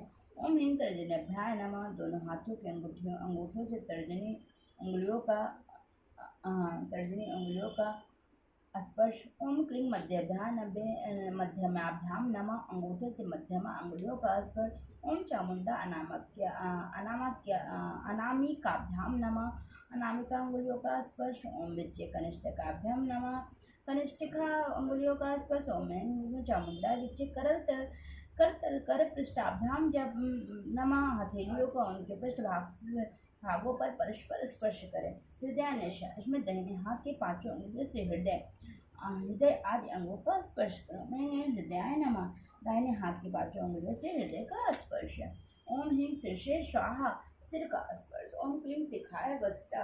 शिखा का स्पर्श। ओम चामुंडाय कवचाय होम। दाहिने हाथ की अंगुलियों से बाएं हाथ के कंधे और बाएं हाथ की अंगुलियों से दाहिने कंधे का स्पर्श। ओम विच्चे निरात्य दिवश। दाहिने हाथ की अंगुलियों के अग्रभाग से दोनों लिटिल लॉट के मध्य भाग का स्पर्श। ओम ह्रीं चामुंडाय विच्चे अस्त्राय बढ़िया वाक्य पढ़कर दाहिने हाथ को सिर के ऊपर से बाईं ओर से पीछे की ओर ला जाकर दाहिनी ओर की आगे की ओर से दाहिनी ओर से आगे की ओर लाए हुए तर्जनी मध्यमा अंगुलियों से बाएं हाथ की हथेलियों पर ताली बजाएं। अच्छा न्यासा। निम्नांकित वाक्य पढ़कर क्रमशः शिखा आदि का दाहिने हाथ की अंगुलियों से हर्षण। ओम ऐं नमः शिखायाम। ओम ह्रीं नमः दक्षिणेत्रे। ओम क्लीं नमः वामनेत्रे। ओम चां नमः दक्षिणकर्णे। ओम नमः वामकर्णे। ओम डां नमः दक्षिणाशुपटे। ओम ऐं नमः वामनाशुटे। ओम वीं नमः मुखे। ओम नीं च गुहो। इस प्रकार न्यास करके मूल मन से 8 बार व्यापक दोनों हाथों द्वारा सिर से पैर तक के सभी अंगों का स्पर्श करें। फिर प्रत्येक दिशा में चुटकी बजाते हुए न्यास करें। ओम ऐं प्रत्याय नमः। ओम आग्नेय नमः। ओम दक्षिणाय नमः। ओम नैत्याय नमः। ओम क्लीं प्रत्यक्षाय नमः। ओम क्लीं वायव्याय नमः। ओम चंडुकाय उदेच्याय नमः। ओम चामुंडाय अशन्याय नमः। ओम ऐं ह्रीं चामुंडाय विच्चे ऊर्ध्वाय नमः। ओम ऐं ह्रीं चामुंडाय विच्चे भूम्यो नमः। ध्यानम्। खड्गम चक्र गदेषु चाप भरी परिघांचूलं भुशुंडीं शिरः शंखं छन्दति करेस्त्रीनयनां शर्वांगभूषावृतां नीलास्मद्युतिमास्य पाददशकां सेवे महाकालिकां यामस्तोष्पते हरो कमलजो हंतो मधुं कैटभम् अक्षरकरपरशुं गदेशकुलिशं पद्यं धनुष्कुंडिकां दंडं शक्तिमंशं च चर्म जलजं घंटां सुराभाजनं शूलं पाशुदर्शने च दधति हस्ते प्रसन्नां शिवे शैरी मर्दिनीमिः महालक्ष्मी सरोजस्थितं घंटा सुललान शंकर मुश्ले चक्रम धानुषायकम हस्ताब्जदर्धितम घनांत विलस चितेतांशुतुल्य प्रभाम गौरी देश समुद्राम त्रिजगत जगतामाधार भूताम महापूर्वमत्र श्रेष्ठति मनुभजे शुभादि दैत्यार्दिनी। फिर ऐंग हिंग अक्षमालिकाय नमः इस मंत्र का माला की पूजा करें। ओम महामालय महामाय सर्वशत्रु रूपिणे चतुर्वर्गश्वाय न्यास्ते स्मानं सिद्धे भाव। ओम अवगिनम कुरमाले त्वं गृहाम दक्षिणे करे जप काले च सिद्ध्यर्थम प्रसिद्धमं सिद्धे। ओम अच्माला जपते सुशुद्धम देहि देहि सर्वमंत्रात्र साधने साधे साधे सर्वसिद्धम परिकल्प में ओम। इसके बाद ओम के चामुंडा बच्चे इस मंत्र का 108 बार जप करें। गुहत गोप्त्रे तम ग्रहास्मत् कृतं जपं सिद्धिर्भवतु मे देवी प्रसादान महेश्वरी। श्लोक अवध देवी के वामहस्त में जप का निवेदन करें। सबसे न्यासा है।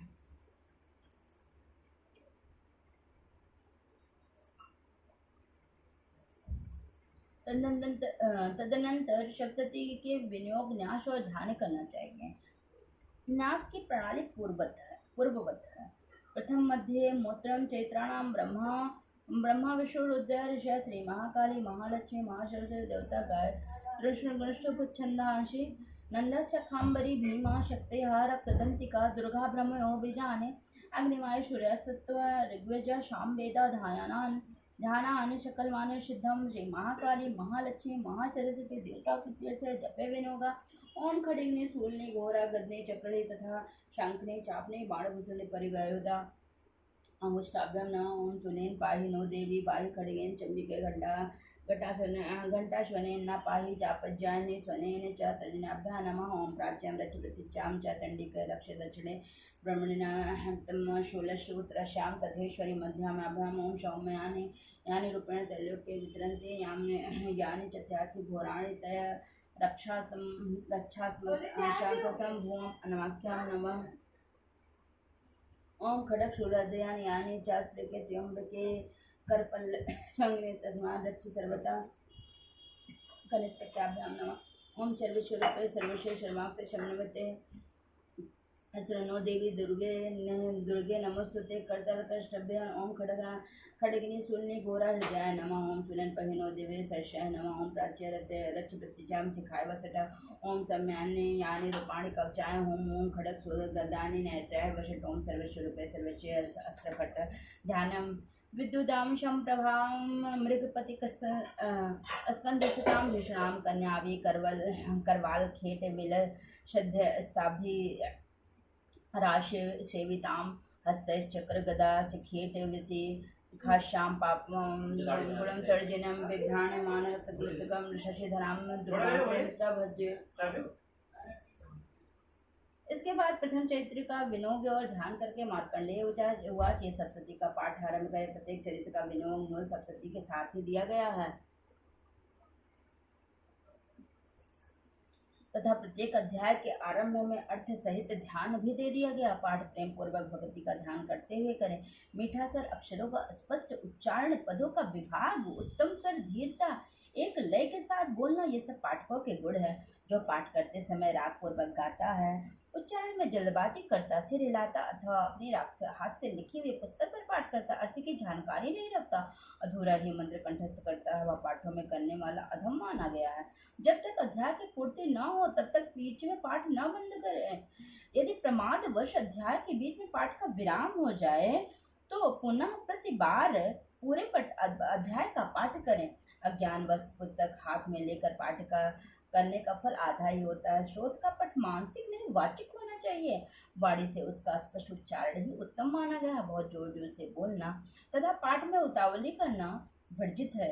यत्पूर्वक शुद्ध एवं स्थिर से पाठ करना चाहिए। यदि पाठ कंठस्थ न हो तो पुस्तक से करें। अपने हाथ से लिखे हुए तथा ब्रह्मोत्तर पुरुष के लिखे हुए स्रोत का पाठ न करें। यदि एक सहस्र से अधिक श्लोका का या मंत्रों का ग्रंथ हो तो पुस्तक देखकर ही पाठ करें। इससे कम श्लोक हों तो तो उन्हें कंठस्थ करके बिना पुस्तक के भी पाठ किया जा सकता है। अध्याय समाप्त होने पर इति वध अध्याय तथा समाप्त शब्द का उच्चारण नहीं करना चाहिए। श्री दुर्गाय नमः।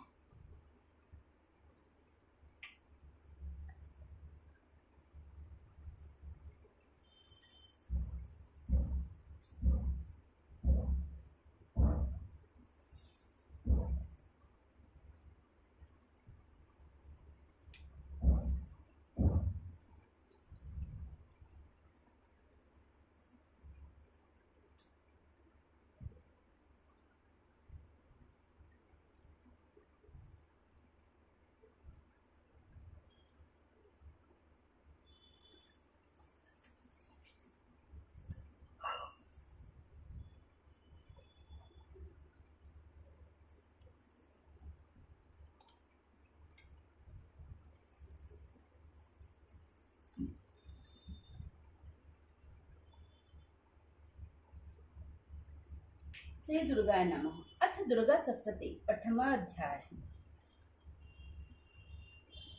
मेधा ऋषि का राजा सूरत और समाधि को भगवती की महिमा बताते हुए मधुकैटभ वध का प्रसंग सुनाता।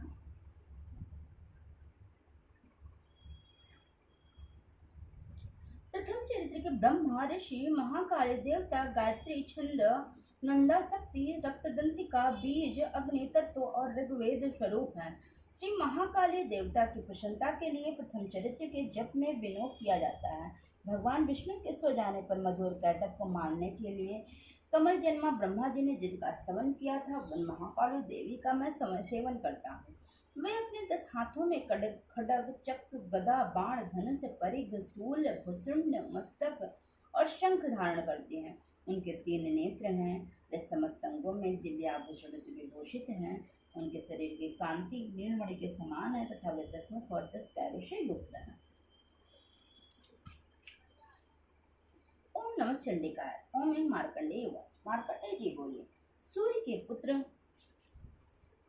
सावर्ण जो 8वें मनु कहे जाते हैं, उनकी उत्पत्ति की कथा विस्तार पूर्वक कहता हूँ, सुनो। सूर्य कुमार महाविभाग सावणी भगवती महामाया के अनुग्रह से जिस प्रकार मनवंतर के स्वामी हुए वही प्रसंग सुनाता हूँ। पूर्व काल की बात है। स्वरेश मनवंतर में सूरत नाम के एक राजा थे जो चैत्र वंश में उत्पन्न हुए थे। उनका समस्त भूमंडल पर अधिकार था। वे प्रजा का अपने और ऋषि पुत्रों की भांति धर्म पूर्वक पालन करते थे। तो भी उस समय कोल विध्वंसी नाम के क्षत्रिय उनके शत्रु हो गए। राजा सूरत की दंड नीति बड़ी प्रबल थी। उनका शत्रुओं के साथ संग्राम हुआ। यद्यपि कोला विध्वंसी संख्या में कम थे, तो भी राजा सूरत उनमें से युद्ध में उनसे परास्त हो गए। तब वे युद्ध भूमि से अपने नगर को लौट आए और केवल अपने देश के राजा होकर रहने लगे। समूची पृथ्वी से अब उनका अधिकार जाता रहा, किंतु वहां भी उन प्रबल शत्रुओं ने उस समय महाभाग राजा सूरत पर आक्रमण कर दिया। राजा का बल क्षीण हो चला था, इसलिए उनके दुष्ट बलवान एवं दुरात्मा मंत्रियों ने वहां उनकी राजधानी में भी राजकीय सेना और खजानों को हथिया लिया। सूरत का प्रभुत्व नष्ट हो चुका था, इसलिए वह शिकार खेलने के बहाने घोड़े पर सवार हो वहां से अकेले ही एक घने जंगल में चले गए।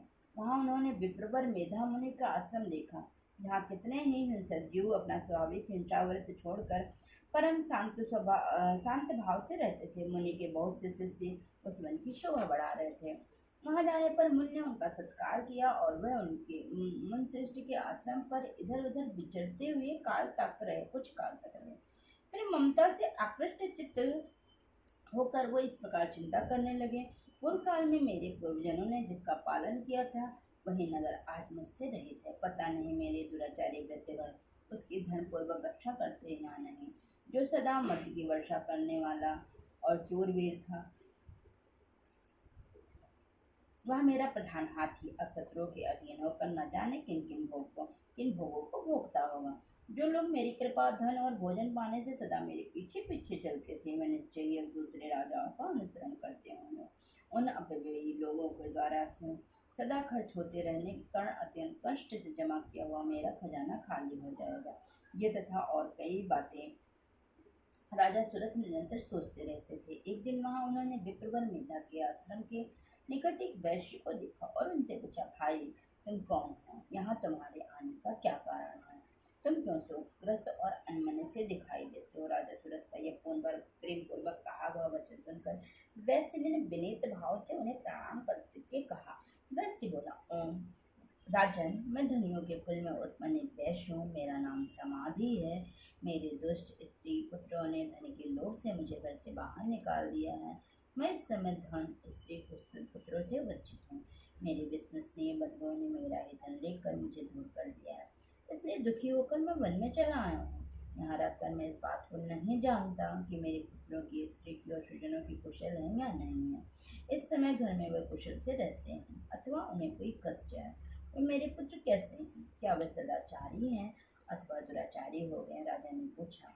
जिन लोभी स्त्री पुत्र आदि ने उनके धन के कारण तुम्हें घर से निकाल दिया, उनके प्रति तुम्हारे चित्त में इतना स्नेह का बंधन क्यों है? वैसे बोला, आप मेरे विषय में जैसी बात कहते हैं वहाँ सब ठीक है, किंतु क्या करूँ, मेरा मन निष्ठुरता नहीं धारण करता। जिन्होंने धन के लोभ में पड़कर पिता के प्रति स्नेह, पति के प्रति प्रेम तथा आत्मीयजन के प्रति अनुराग को तिलांजलि दी है, मुझे घर से निकाल दिया है, उन्हीं के प्रति मेरा हृदय में इतना स्नेह है। महामते गुणहीन बंधुओं के प्रति जो भी चित्त इस प्रकार प्रेम मग्न हो रहा है, ये क्या है? इस बात को जानकर भी नहीं जान पाता हूँ। उनके लिए मैं लंबी सांस ले रहा हूँ और मेरा हृदय अत्यंत दुखित हो रहा है। उन लोगों में प्रेम का सर्वथा अभाव है, तो भी उनके प्रति जो मेरा मन निश्चित नहीं हो पाता, इसलिए मैं क्या करूँ? मार्कंडेय जी कहते हैं, ब्राह्मण तदंतर राजाओं में श्रेष्ठ सुरथ और वह समाधि नामक वैश्य दोनों साथ साथ मेधा मुनि की सेवा में उपस्थित हुए और साथ उनके साथ यथा योगी न्यायनुकूल विनयपूर्ण बर्ताव करके बैठे। तत्पश्चात वैश्य और राजा ने कुछ वार्तालाप आरंभ किया। राजा ने कहा, भगवान, मैं आपसे एक बात पूछना चाहता हूँ, उसे बताइए। मेरा चित्त अपने अधीन न होने के कारण वह बात मेरे मन को बहुत दुख देती है। जो राज्य मेरे हाथ से चला गया है उसमें और उसके संपूर्ण अंगों में मेरी ममता बनी हुई है। मुनि श्रेष्ठ यह जानते हुए भी कि अब वो मेरा नहीं है, अज्ञानी की भांत मुझे उसके लिए दुख होता है। ये क्या है? ये वैसे भी घर से अपमानित होकर आया है, इसके पुत्र, स्त्री और वृत्तियों ने इसे छोड़ दिया है। स्वजनों ने भी इसका परित्याग कर दिया, तो भी यह उनके प्रति अत्यंत हार्दिक स्नेह रखता है। इस प्रकार यह तथा मैं दोनों ही बहुत दुखी हैं। जिसमें प्रत्यक्ष दोष देखा गया, उस विषय के लिए भी हमारे मन में ममता जनित आकर्षण पैदा हो रहा। महाभाग, हम दोनों समझदार हैं, तो भी हमें जो मोह पैदा हुआ, ये क्या है? विवेक शून्य पुरुष की भांति मुझ में और इसमें यह मूर्ता प्रत्यक्ष दिखाई देती है। ऋषि बोले, महाभाग, विषय मार्ग का ज्ञान सब जीवों को होता है। इस प्रकार विषय भी सबके लिए अलग अलग है। कुछ प्राणी दिन में नहीं देखते और दूसरे रात में ही नहीं देखते, तथा कुछ जो ऐसे हैं जो दिन में और रात में बराबर ही देखते हैं। यह ठीक है कि मनुष्य समझदार होते हैं, किंतु केवल वे ही ऐसे नहीं होते। पशु पक्षी और मृग आदि सभी समझदार प्राणी होते हैं। मनुष्यों की समझ भी वैसे ही होती है जैसे उन मृग और पक्षियों की होती हो, तथा जैसे मनुष्यों की होती है वैसे ही उनमें पक्षियों आदि की भी होती है। यह तथा अन्य बातें भी प्रायः दोनों में समान ही है। समझ होने पर भी इन पक्षियों को भी देखो, ये स्वयं भूख से पीड़ित होते हैं। वे भी मोहवश बच्चों की चोंच में कितने चाव से उनके अन्न डाल रहे होते हैं। नशे, क्या तुम नहीं देखते कि ये मनुष्य समझदार होते हुए भी लोभवश अपने किए हुए उपकार का बदला पाने के लिए पुत्रों की अभिलाषा करते हैं? यद्यपि उन सब में समझ की कमी नहीं है, तथापि संसार की स्थिति, जन्म मरण की परंपरा बनाए रखने वाली भगवती महामाया के प्रभाव द्वारा ममता में भंवर से युक्त मोह के गहरे गर्त में गिराए गए हैं। इसलिए इसमें आश्चर्य नहीं करना चाहिए। जगदीश्वरी भगवान विष्णु की योग निद्रा रूपा जो भगवती महामाया है, उन्हीं से यह जगत मोहित हो रहा है। यह भगवती महामाया देवी ज्ञानियों के भी चित्त को बलपूर्वक खींचकर मुंह में डाल देती है। वह इस संपूर्ण चराचर जगत की सृष्टि करती हैं, तथा वह ही प्रसन्न होने पर मनुष्यों को मुक्त के लिए वरदान देती हैं। वही परा विद्या संसार बंधन और मोक्ष की हेतु भूता सनातनी तथा संपूर्ण ईश्वरों की अधीश्वरी है। राजा ने पूछा, भगवान जिन्हें आप महामाया कहते हैं वह देवी कौन है? ब्राह्मण, उनका आविर्भाव कैसे हुआ तथा उनके चरित्र कौन कौन है? ब्रह्मा, वेताओं श्रेष्ठ महर्षि, उन देवी का जैसा प्रभाव हो, जैसा स्वरूप हो और जिस प्रकार प्रादुर्भाव हुआ हो वह सब मैं आपके मुख से सुनना चाहता हूँ। ऋषि बोले, राजन वास्तव में तो वह देवी नित्य स्वरूपा ही है। संपूर्ण जगत उन्हीं का रूप है तथा उन्हें समस्त विश्व को प्राप्त कर रखा है तथा आप उनका प्राकट्य अनेक प्रकार से होता है, वह मुझसे सुनो। यद्यपि वे नित्य और अजन्मा है तथा वे देवताओं का कार्य सिद्ध करने के लिए प्रकट होती हैं। उस समय लोक में उत्पन्न हुई कहलाती हैं। कल के अंत में जब संपूर्ण जगत एक वर्ण में निमग्न हो रहा है और सबके प्रभु भगवान विष्णु शेषनाग के सैया बिछाकर योग निद्रा का आश्रय लिए सो रहे हैं, उस समय उनके कानों के मैल से दो भयंकर असुर उत्पन्न हुए जो मधु और कैटक के नाम से विख्यात थे। वे दोनों ब्रह्मा जी का वध करने को तैयार थे। भगवान विष्णु के नाभि कमल में विराजमान प्रजापति ब्रह्मा जी ने जब दोनों भयानक असुरों को अपने पास आया और भगवान को सोया हुआ देखा तब एकाग्रचित्त होकर उन्हें भगवान विष्णु को जगाने के लिए उनके नेत्रों में निवास करने वाली योग्य निद्रा रोग का स्तमन आरंभ किया। जो इस विश्व की अधीश्वरी जगत को धारण करने वाले, संसार का पालन और संहार करने वाले तथा तेजस्वर भगवान विष्णु की अनुपम शक्ति है, उन्हें भगवती निद्रा देवी की भगवान ब्रह्मा स्तुति करने लगे हैं। ब्रह्मा जी ने कहा, देवी तुम्हें स्वाहा, तुम्हें श्रद्धा और तुम्हें वसत का कार हो। स्वर भी तुम्हारे स्वरूप है, तुम्हें जीवन दायिनी श्रद्धा हो। नित्य अक्षर प्रणव में आकार, उकार, मकार, इन तीनों मात्राओं के रूप में तुम स्थित हो तथा इन मात्राओं के अतिरिक्त जो बिंदु रूप नृत्य अधिमात्रा है और जिसका विशेष रूप से उच्चारण नहीं किया जा सकता वो भी तुम्ही हो। देवी तुम्हें संध्या, सावित्री तथा परमजननी हो। देवी तुम्हें इस विश्व ब्रह्मांड को धारण करती हो, तुमसे ही इस जगत की सृष्टि होती है, तुम्हें से इसका पालन होना होता है और सदा तुम्हें कल्प के अंत में सबको अपना ग्रास बना लेती हो। जगन्मयी देवी, इस जगत की उत्पत्ति के समय तुम सृष्टि रूपा हो, पालन काल में स्थिति रूपा हो और तथा कल्पांत के समय संहार रूपे धारण करने वाली हो। तुम्हें महाविद्या, महामाया, महामेधा, महाश्रुति, महामोह रूपा और महादेवी और महाश्री हो। तुम्हें तीनों गुणों को उत्पन्न करने वाली सबके प्रकृति हो। भयंकर कालरात, महारात्र, मोहरात्रि भी तुम्हें हो। तुम्हें श्री, तुम्हें ईश्वरी, तुम्हें नहीं, तुम्हें बोध स्वरूपा बुद्धि हो। लज्जा, पुष्ट, पुष्टि, शांति और क्षमा भी तुम्हें हो। तुम खड़ग धारे, शूल धारे, घोर रूपा तथा गदा, चक्र, शंख और धनुष धारण करने वाली हो। बाण, भुषुंडी और परिघ ये भी तुम्हारे अस्त्र हैं। तुम सौम्य और सौम्यतर हो। इतना ही नहीं, जितने भी सौम्य और सुंदर पदार्थ हैं उन सबकी अपेक्षा तुम अत्यधिक सुंदरी हो। पर और अपन सबसे रहने वाली परमेश्वरी तुम्ही हो। सर्वस्वरूपे देवी, कहीं भी असत असत रूप जो कुछ वस्तुएं हैं उन सबकी जो शक्ति वह है वो तुम्ही हो। ऐसी अवस्था में तुम्हारी स्तुति क्या हो सकती है? जो इस जगत के सृष्टि, पालन और संहार करते हैं उन्हीं भगवान को जब तुमने निद्रा के अधीन कर दिया है तब तुम्हारी स्तुति में करने में यहाँ कौन समर्थ हो सकता है? मुझको, भगवान शंकर को तथा भगवान विष्णु को भी तुमने ही शरीर धारण कराया, अतः तुम्हारी स्तुति करने की शक्ति किसमें है? देवी, तुम तो अपने इन उदार प्रभाव से ही प्रशंसित हो। ये जो दोनों दुर्धर्ष असुर और मधु और कैटव है, इनको मुंह में डाल दो और जगदीश्वर भगवान विष्णु की शीघ्र ही जगा दो। साथ ही इनके भीतर इन दोनों महान असुरों को मार डालने की बुद्धि उत्पन्न करो। ऋषि कहते हैं, राजेंद्र, ब्रह्मा जी ने वहाँ मधु और कटक को मारने के उद्देश्य से भगवान विष्णु को जगाने के लिए तमोगुण की अधिष्ठात्री देवी योग निद्रा की इस प्रकार स्तुति की तब भगवान के नेत्र, मुख, नासिका, बाहु, हृदय और वक्षस्थल से निकलकर अव्यक्त जन्मा ब्रह्मा जी की दृष्टि के समक्ष खड़ी हो गई। योग निद्रा से मुक्त होने पर जगत के स्वामी भगवान जनार्दन उस एकारूढ़ के जल में शेष नाग की सैया से जाग उठे। फिर उन्होंने उन दोनों असुरों को देखा। वे दुरात्मा मधु और कैटभ अत्यंत बलवान तथा पराक्रमी थे। क्रोध से लाल आंखें किए ब्रह्मा जी को खा जाने के लिए उद्योग कर रहे थे। तब भगवान श्री हरि ने उठकर उन दोनों के साथ 5000 वर्षों तक केवल बाहु युद्ध किया। वे दोनों भी अत्यंत बल के कारण उन्मत्त हो रहे थे। इधर महामाया ने उन्हें मुंह में डाल रखा था, इसलिए वे भगवान विष्णु से कहने लगे, हम तुम्हारी वीरता से संतुष्ट हैं, तुम हम लोगों से कोई वर मांगो। श्री भगवान बोले, ये तुम दोनों मुझ पर प्रसन्न हो तो मेरे हाथों से मारे जाओ। बस इतना सही मैंने वर मांगा, यहाँ दूसरे किसी वर से क्या लेना। ऋषि कहते हैं, इस प्रकार धोखे में आ जाने पर जब उन्होंने संपूर्ण जगत में जल देखा, तब कमल नयन भगवान से कहा, जहाँ पृथ्वी जल में डूबी हुई ना हो, जहाँ वो सूखा स्थान, वहीं हमारा वध करो। ऋषि कहते हैं, तब तथास्तु कहकर शंख चक्र और गदा धारण करने वाले भगवान ने उन दोनों के मस्तक अपने जांघ पर रखकर चक्र से काट डाले। इस प्रकार देवी महामाया ब्रह्मा जी की स्तुति करने पर स्वयं प्रकट हुई थी। अब पुनः उनसे उनके प्रभाव का वर्णन करता हूँ, सुनो। इस प्रकार श्री मार्कंडेय पुराण में सार्वणिक मनवंतर की कथा के अंतर्गत देवी महात्म्य मधुकैटभ वध नामक पहला अध्याय पूरा हुआ। जय माता दी।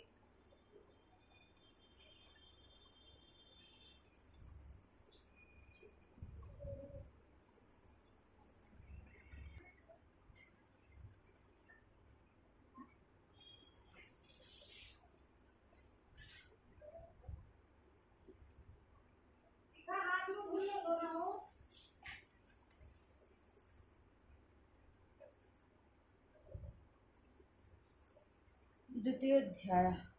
देवताओं के तेज से देवी का प्रादुर्भाव और महिषासुर की सेना का वध।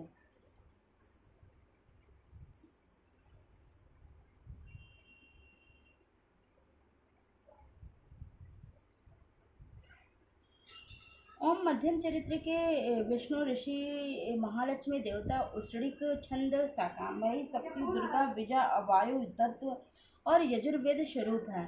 श्री महालक्ष्मी के प्रसन्नता के लिए मध्यम चरित्र के पाठ में इसका विनियोग है। मैं कमल के आसन पर बैठी हुई प्रसन्न मुख वाली महिषासुर मर्दिनी भगवती महालक्ष्मी का भजन करता हूँ, जो अपने हाथों में अक्षमाला, फर्शा, गदा, बाण, वज्र, पद्म, धनुष, कुंडिका, दंड, शक्ति, खड्ग, ढाल, शंख, घंटा, मदपात्र, शूल, पास और चक्र धारण करते हैं। ऋषि कहते हैं, पूर्व काल में देवताओं और असुरों में पूरे 100 वर्षों तक घोर संग्राम हुआ था। उसमें असुरों का स्वामी महिषासुर था और देवताओं के नायक इंद्र थे। उस युद्ध में देवताओं की सेना महाबली असुरों से परास्त हो गई। संपूर्ण देवताओं को जीतकर महिषासुर इंद्र बन बैठा। तब पराजित देवता प्रजापति ब्रह्मा जी के आगे करके उस स्थान पर गए जहाँ भगवान शंकर और विष्णु विराजमान थे। देवताओं ने महिषासुर के पराक्रम तथा अपने पराजय का यथावत वृतांत उन दोनों देवेश्वरों से विस्तार पूर्वक कह सुनाया। वह बोले, भगवान महिषासुर सूर्य, इंद्र, अग्नि, वायु, चंद्रमा, यम, वरुण तथा अन्य देवताओं के भी अधिकार छीनकर स्वयं ही अधिष्ठाता बन बैठा है। उस दुरात्मा महेश ने समस्त देवताओं को स्वर्ग से निकाल दिया है। अब वे मनुष्यों की भांति पृथ्वी पर विचरते हैं। दैत्यों की यह सारी करतूत हमने आप लोगों से कह सुनाई। अब हम आपकी शरण में आए हैं, उसके वध का कोई उपाय सोचिए। इस प्रकार देवताओं के वचन सुनकर भगवान विष्णु और शिव ने दैत्यों पर बड़ा क्रोध किया। उनकी भय तन गई और मुंह टेढ़ा हो गया। तब अत्यंत कोप में भरे हुए चक्रबाण श्री विष्णु के मुख से एक महान तेज प्रकट हुआ। इस प्रकार ब्रह्मा, शंकर तथा इंद्र की आदि अन्याय देवताओं के शरीर से भी बड़ा भारी तेज निकला। वह सब मिलकर एक हो गया। महान तेज का वह पुंज जाज्वल्यमान पर्वत से जान पड़ा। देवताओं ने देखा, वहां उसकी ज्वालाएं संपूर्ण दिशाओं में व्याप्त हो रही थी। संपूर्ण देवताओं के शरीर से प्रकट हुए उस तेज की कहीं तुलना नहीं थी। एकत्रित होने पर वह एक नारी के रूप में परिणित हो आ गया और अपने प्रकाश से तीनों लोक में व्याप्त जान पड़ा। भगवान शंकर का जो तेज था, उससे देवी का मुख प्रकट हुआ। यमराज के तेज से उसके सिर में बाल निकल आए। श्री विष्णु भगवान के तेज से उसकी भुजाएं उत्पन्न हुई। चंद्रमा के तेज से दोनों स्तनों का, इंद्र के तेज से मध्य भाग कटे प्रदेश का प्रादुर्भाव हुआ। वरुण के तेज से जंघा और पंडले तथा पृथ्वी के तेज से नितंब भाग प्रकट हुआ। ब्रह्मा के तेज से दोनों चरण और सूर्य के तेज से उसकी अंगुलियां हुई। वसुओं के तेज से हाथों की अंगुलियां और कुबेर के तेज से नासिका प्रकट हुए। उस देवी के दांत प्रजापति के तेज से और तीनों नेत्र अग्नि के तेज से प्रकट हुए। उसके भव्य संध्या के और कान वायु के तेज से उत्पन्न हुए थे। इसी प्रकार अन्य देवताओं के तेज से भी उस कल्याणमय देवी का आविर्भाव हुआ। तदंतर समस्त देवताओं के तेज पुंज से प्रकट हुई देवी को देखकर महिषासुर के सतावे हुए देवता बहुत प्रसन्न हुए। पिनकधारी भगवान शंकर ने अपने शूल से एक शूल निकाल कर दे दिया। फिर भगवान विष्णु ने भी अपने चक्र से चक्र उत्पन्न करके भगवती को अर्पण किया। वरुण ने भी शंख भेंट किया, अग्नि ने उन्हें शक्ति दी और वायु ने धनुष बाण से तथा भरे हुए तरकश प्रदान किए।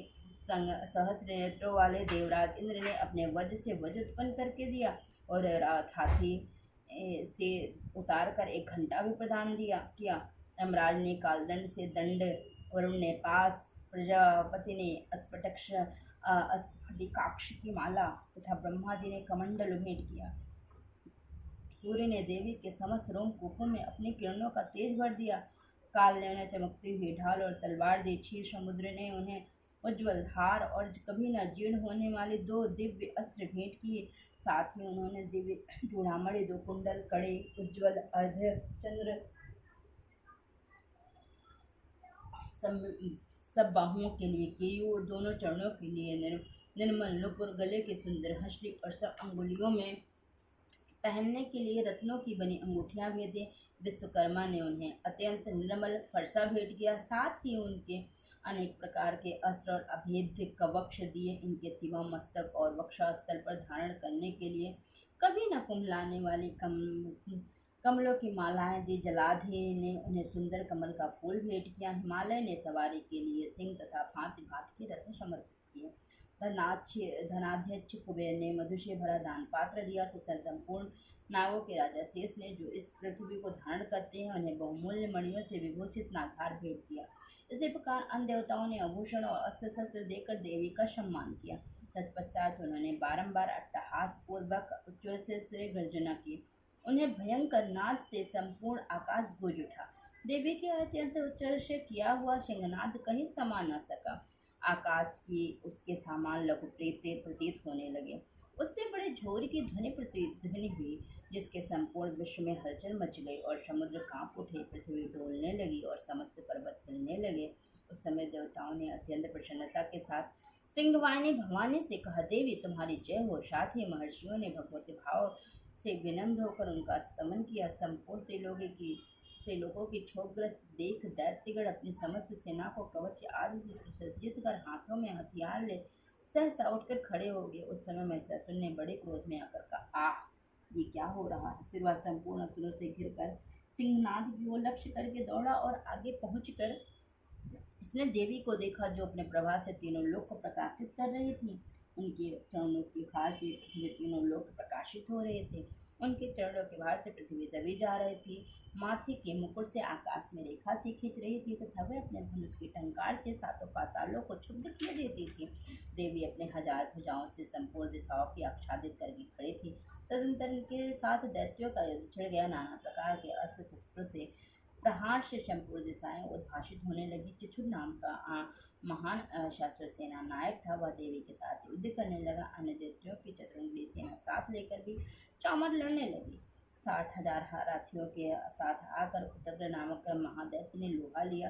1 करोड़ रथियों को साथ लेकर महाहनु नामक दैत्य युद्ध करने लगा, जिसके रोएं तलवार के समान तीखे थे। वह श्लोमा नामक महादैत्य 5 करोड़ रथी सैनिकों सहित युद्ध में 60 लाख रथियों से घिरा हुआ पासकाल नामक दैत्य भी उसे युद्ध भूमि में लड़ने लगा। परिवारित नामक राक्षस हाथी सवार घुड़सवार अनेक दल तथा 1 करोड़ रथियों की सेना लेकर युद्ध करने लगा। बिडाल नामक दैत्य 5 अरब रथियों से घिरकर लोहा लेने लगा। इनके अतिरिक्त तो और भी हजारों महादैत्य रथ, हाथी और घोड़े की सेना साथ लेकर भी महादेवी के साथ युद्ध करने लगे। स्वयं महिषासुर उस रणभूमि में कोटि कोटि सहस्त्र रथ, हाथी और घोड़ों की सेना से घिरा हुआ खड़ा था। वे दैत्य देवी के साथ तोमर, भिंदबाल, शक्ति, मूसल, खड्ग, परस, पटश आदि अस्त्र शस्त्रों का प्रहार करते हुए युद्ध कर रहे थे। कुछ दैत्यों ने उन पर शक्ति का प्रहार किया, कुछ लोगों ने पासा फेंका तथा कुछ दूसरों ने दैत्यों ने खड़ग प्रहार करके देवी को मार डालने का उद्योग किया। देवी ने भी क्रोध में भरकर खेल खेल में ही अपने अस्त्र शस्त्रों की वर्षा करके दैत्यों के समस्त अस्त्र शस्त्र काट डाले। उनके मुख पर परिश्रम या थकावट का रंच मात्र भी चिन्ह नहीं था। देवता और ऋषि उनकी स्तुति करते थे और भगवती परमेश्वरी दैत्यों के शरीर पर अस्त्र शस्त्रों की वर्षा करती रही। देवी का वाहन सिंह भी क्रोध में भरकर गर्दनों की बाल को हिलाता हुआ असुरों की सेना में इस प्रकार विचरने लगा, मानो वनों में दावानल फैल रहा हो। रणभूमि में दैत्यों के साथ युद्ध करती हुई अंबिका देवी ने जितने निश्वास छोड़े वे सभी तत्काल सैकड़ों हजारों गढ़ों के रूप में प्रकट हो गए और परिशुद्ध बाल खड़ग तथा पट्टिस आदि अस्त्रों द्वारा असुरों का सामना करने लगे। देवी की शक्ति से बढ़े हुए वे गढ़ असुर का नाश करते हुए नगाड़े और शंख आदि बजाने लगे। उस संग्राम महोत्सव में कितने ही गढ़ मृदंग बजा रहे थे। तदंतर देवी ने सूल से गदा से शक्ति की वर्षा से और खड़ग आदि के सैकड़ों महादैत्यों का संहार कर डाला। कितनों को घंटे के भयंकर नाश से मूर्छित करके मार गिराया। बहुत तेरे दैत्यों को पास से बात कर धरती पर घसीटा। कितने ही दैत्य उनकी तीखी तलवार मार से दो टुकड़े कर दूंगा। कितने ही गदा की चोट से घायल हुए, धरती पर सो गए। कितने ही मुसल की मार से अत्यंत आहत होकर रक्त वामन करने लगे। कुछ दैत्य स्थूल से छाती फट जाने के कारण पृथ्वी पर ढेर हो गए। उस रंगागढ़ में बाढ़ समूह के वृष्टि से कितने ही असुरों की कमर टूट गई। बाज की तरह झपटने वाली देव पीड़क दैत्यगण अपने प्राणों से हाथ धोने लगे। किन्हीं की बाहें छिन्न भिन्न हो गई, कितनों की गर्दनें कट गईं, कितने ही दैत्यों के मस्तक कट कट कर गिरने लगे। कुछ लोगों के शरीर मध्य भाग में विदीर्ण हो गए। कितने ही महादैत्य जंघे कट जाने से पृथ्वी पर गिर पड़े। कितने ही देवी ने एक बाँह, एक पैर और एक नेत्र वाले करके दो टुकड़े में चीर डाला। कितने ही दैत्य मस्तक कट जाने पर वे गिरकर फिर उठ जाते और केवल धड़ के रूप में अच्छे अच्छे हथियार हाथ में ले देवी के साथ युद्ध करने लगते। दूसरे कबंध युद्ध के बजाय बाजों की लय पर नाचते थे। कितने ही बिना सिर के धड़ हाथों में खड़ग चक्ति और रिष्ट लिए दौड़ते थे तथा दूसरे महादैत्य ठहरो ठहरो यह कहते हुए देवी की युद्ध की ललकारते थे। जहाँ वह घोर संग्राम हुआ था वहाँ की धरती देवी के गिराए हुए रथ हाथी घोड़े और अश्वों की लाशें ऐसे पट गई थी कि वहां चलना फिरना असंभव हो गया था। दैत्यों की सेना में हाथी घोड़े और अश्वों के शरीर से इतनी अधिक मात्रा में रक्तपात हुआ था कि थोड़ी ही देर में वहां की खून की बड़ी बड़ी नदियां बहने लगी। जगदम्बा ने असुरों की विशाल सेना को क्षण भर में नष्ट कर दिया। ठीक उसी तरह जैसे तृण और काठ के भारी ढेर को कुछ ही क्षणों में भस्म कर देती है, और वह सिंह भी गर्दना के बालों को हिला हिलाकर जोर जोर से गर्जना करता हुआ दैत्यों के शरीर से मानो उनके प्राण चुने लेता था। वहां देवी के गणों ने भी उन महादैत्यों के साथ ऐसा युद्ध किया जिसमें आकाशगण में खड़े हुए देवतागण उन पर संतुष्ट हुए और फूल बरसाने लगे। इस प्रकार से मार्कंडेय पुराण में सार्वणिक मनवंतर की कथा के अंतर्गत देवी महात्मा सेना कवच नामक दूसरा अध्याय पूरा। जय माता दी।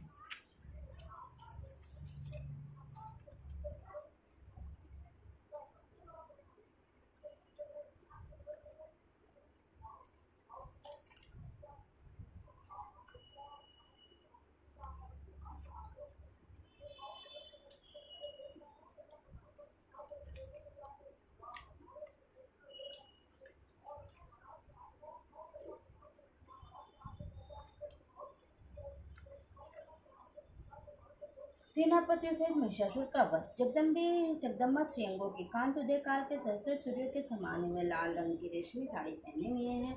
उनके गले में मुंडमाला शोभा पा रही है। दोनों स्तनों पर रक्त चंदन का लेप लगा हुआ। अपने कर कमल में जपमालिका विद्या और अभय तथा वर नामक मुद्राएं धारण किए हुए हैं। तीनों नेत्रों से सुशोभित मुखारबिंद की बड़ी शोभा हो रही है। उनके मस्तक पर चंद्रमा के साथ ही रत्न में मुकुट बंधा है तथा वह कमल के आसन पर विराजमान है। ऐसी देवी को मैं भक्तिपूर्वक प्रणाम करता हूँ। ऋषि कहते हैं, दैत्यों की सेना को इस प्रकार तहस नहस होते और देख महादैत्य सेनापति चिक्षुर क्रोध में भर कर अंबिका देवी से युद्ध करने के लिए आगे बढ़ा। असुर रणभूमि में देवी के ऊपर इस प्रकार बाणों की वर्षा करने लगा जैसे बादल मेघगुल के शिखा पर पानी की धार बरसा रहा हो। तब देवी ने अपने बाणों से उसके बाण समूह को अनायास से ही काट कर उसके घोड़ों और सारथियों को भी मार डाला।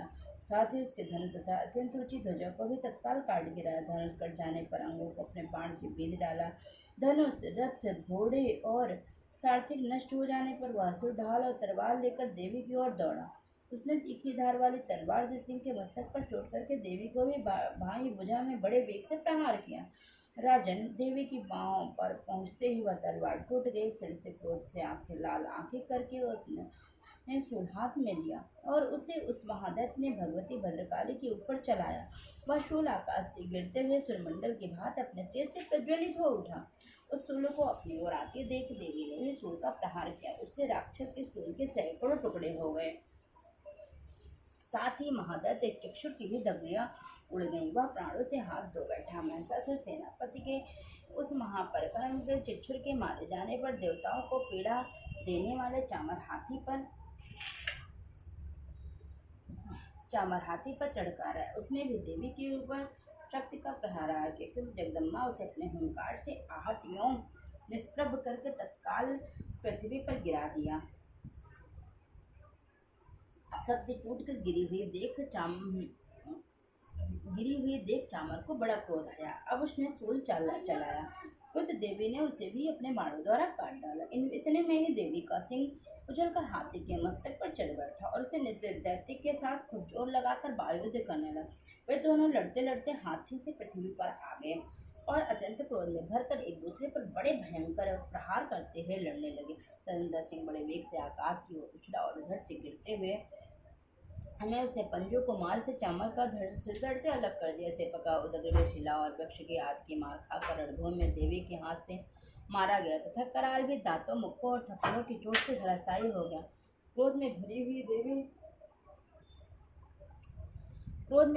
देवी ने गदा की चोट से उद्दत का कचूमन निकाल डाला। भिंदीपाल से वासकाल को तथा बाड़ों से ताम्र और अंधक को मौत की घाट उतार दिया। 3 नेत्रों वाले परमेश्वरी त्रिशूल से उग्राशय उग्रवेद तथा महाहनु नामक दैत्यों को मार डाला। तलवार की चोट से विडाल के मस्तक को धड़ से काट गिराया। दुर्धर और दुर्मुख इन दोनों को भी अपने बाड़ों से यमलोक भेज दिया। इस प्रकार अपनी सेना का संहार होता देख महिषासुर ने भैंसे का रूप धारण करके देवी के गढ़ को त्रास देना आरंभ कर दिया। किन्हीं को से मारकर प्रहार करके किन्हीं को पूंछ से चोट पहुंचाकर, कुछ को सिंहों से विदीर्ण करके, कुछ गढ़ों को बेग से, किन्हीं को रास्ते में देखो, किन्हीं को सिंहनाद से, कुछ को चक्कर देकर और कितने को निश्वास वायु के झोंक से धराशायी कर दिया। इस प्रकार गरुड़ की सेना को गिराकर वह अशुभ महादेवी सिंह को मारने के लिए झपटा। इससे जगदम्बा को बड़ा क्रोध हुआ। उधर महापराक्रम में महिषासुर का भी क्रोध भरकर धरती को खुरों से खोदने लगा तथा अपने सिंहों से ऊंचे ऊंचे पर्वतों को उठाकर फेंकने और गर्जन करने लगा। उसके वेग के चक्कर से देने के कारण पृथ्वी क्षुब्ध होकर फटने लगी। उससे उसकी पूंछ से टकराकर समुद्र सबोर से धरती को डुबाने लगा। ये कब में कैसा चाहेगा? हिलते हुए सिंह के आघात से विदीर्ण होकर बादलों के टुकड़े टुकड़े हो गए। उसके श्वास की प्रचंड वायु के वेग से उड़े हुए सैकड़ों पर्वत आकाश से गिरने लगे। इस प्रकार क्रोध में भरे हुए उस महादैत्य को अपनी ओर आते देख चंडिका ने उसका वध करने के लिए महान क्रोध किया। उन्होंने पास फेंक कर उस महान असुर को बांध लिया। उस महासंग्राम में बध जाने पर उसने भैंसे का रूप त्याग दिया और तत्काल सिंह के रूप में वह प्रकट हो गया। उस अवस्था में जगदम्बा ज्यों ही उसका मस्तक काटने के लिए उद्यत हुई, त्यों ही वो खड़गधाड़ी पुरुष के रूप में दिखाई देने लगा। तब देवी ने तुरंत ही बाणों की वर्षा करके ढाल और तलवार के साथ उस पुरुष को भी बीध डाला। इतने में वह महान गजराज के रूप में परिणत हो गया तथा अपनी सूंड से देवी के विशाल सिंह को खींचने और गर्जने लगा।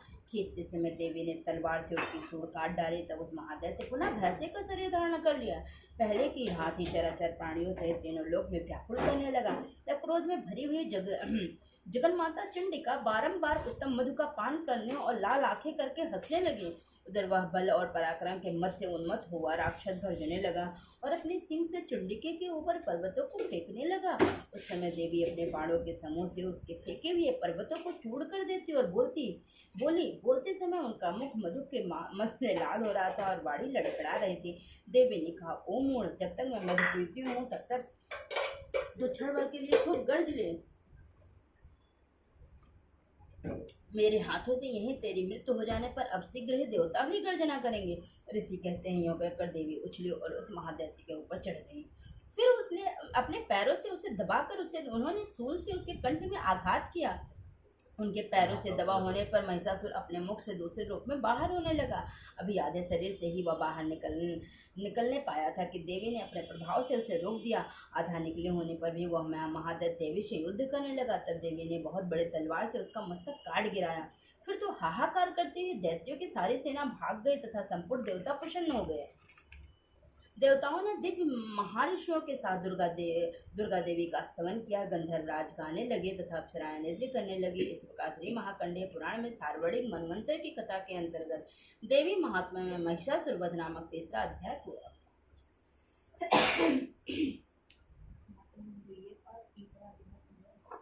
तीन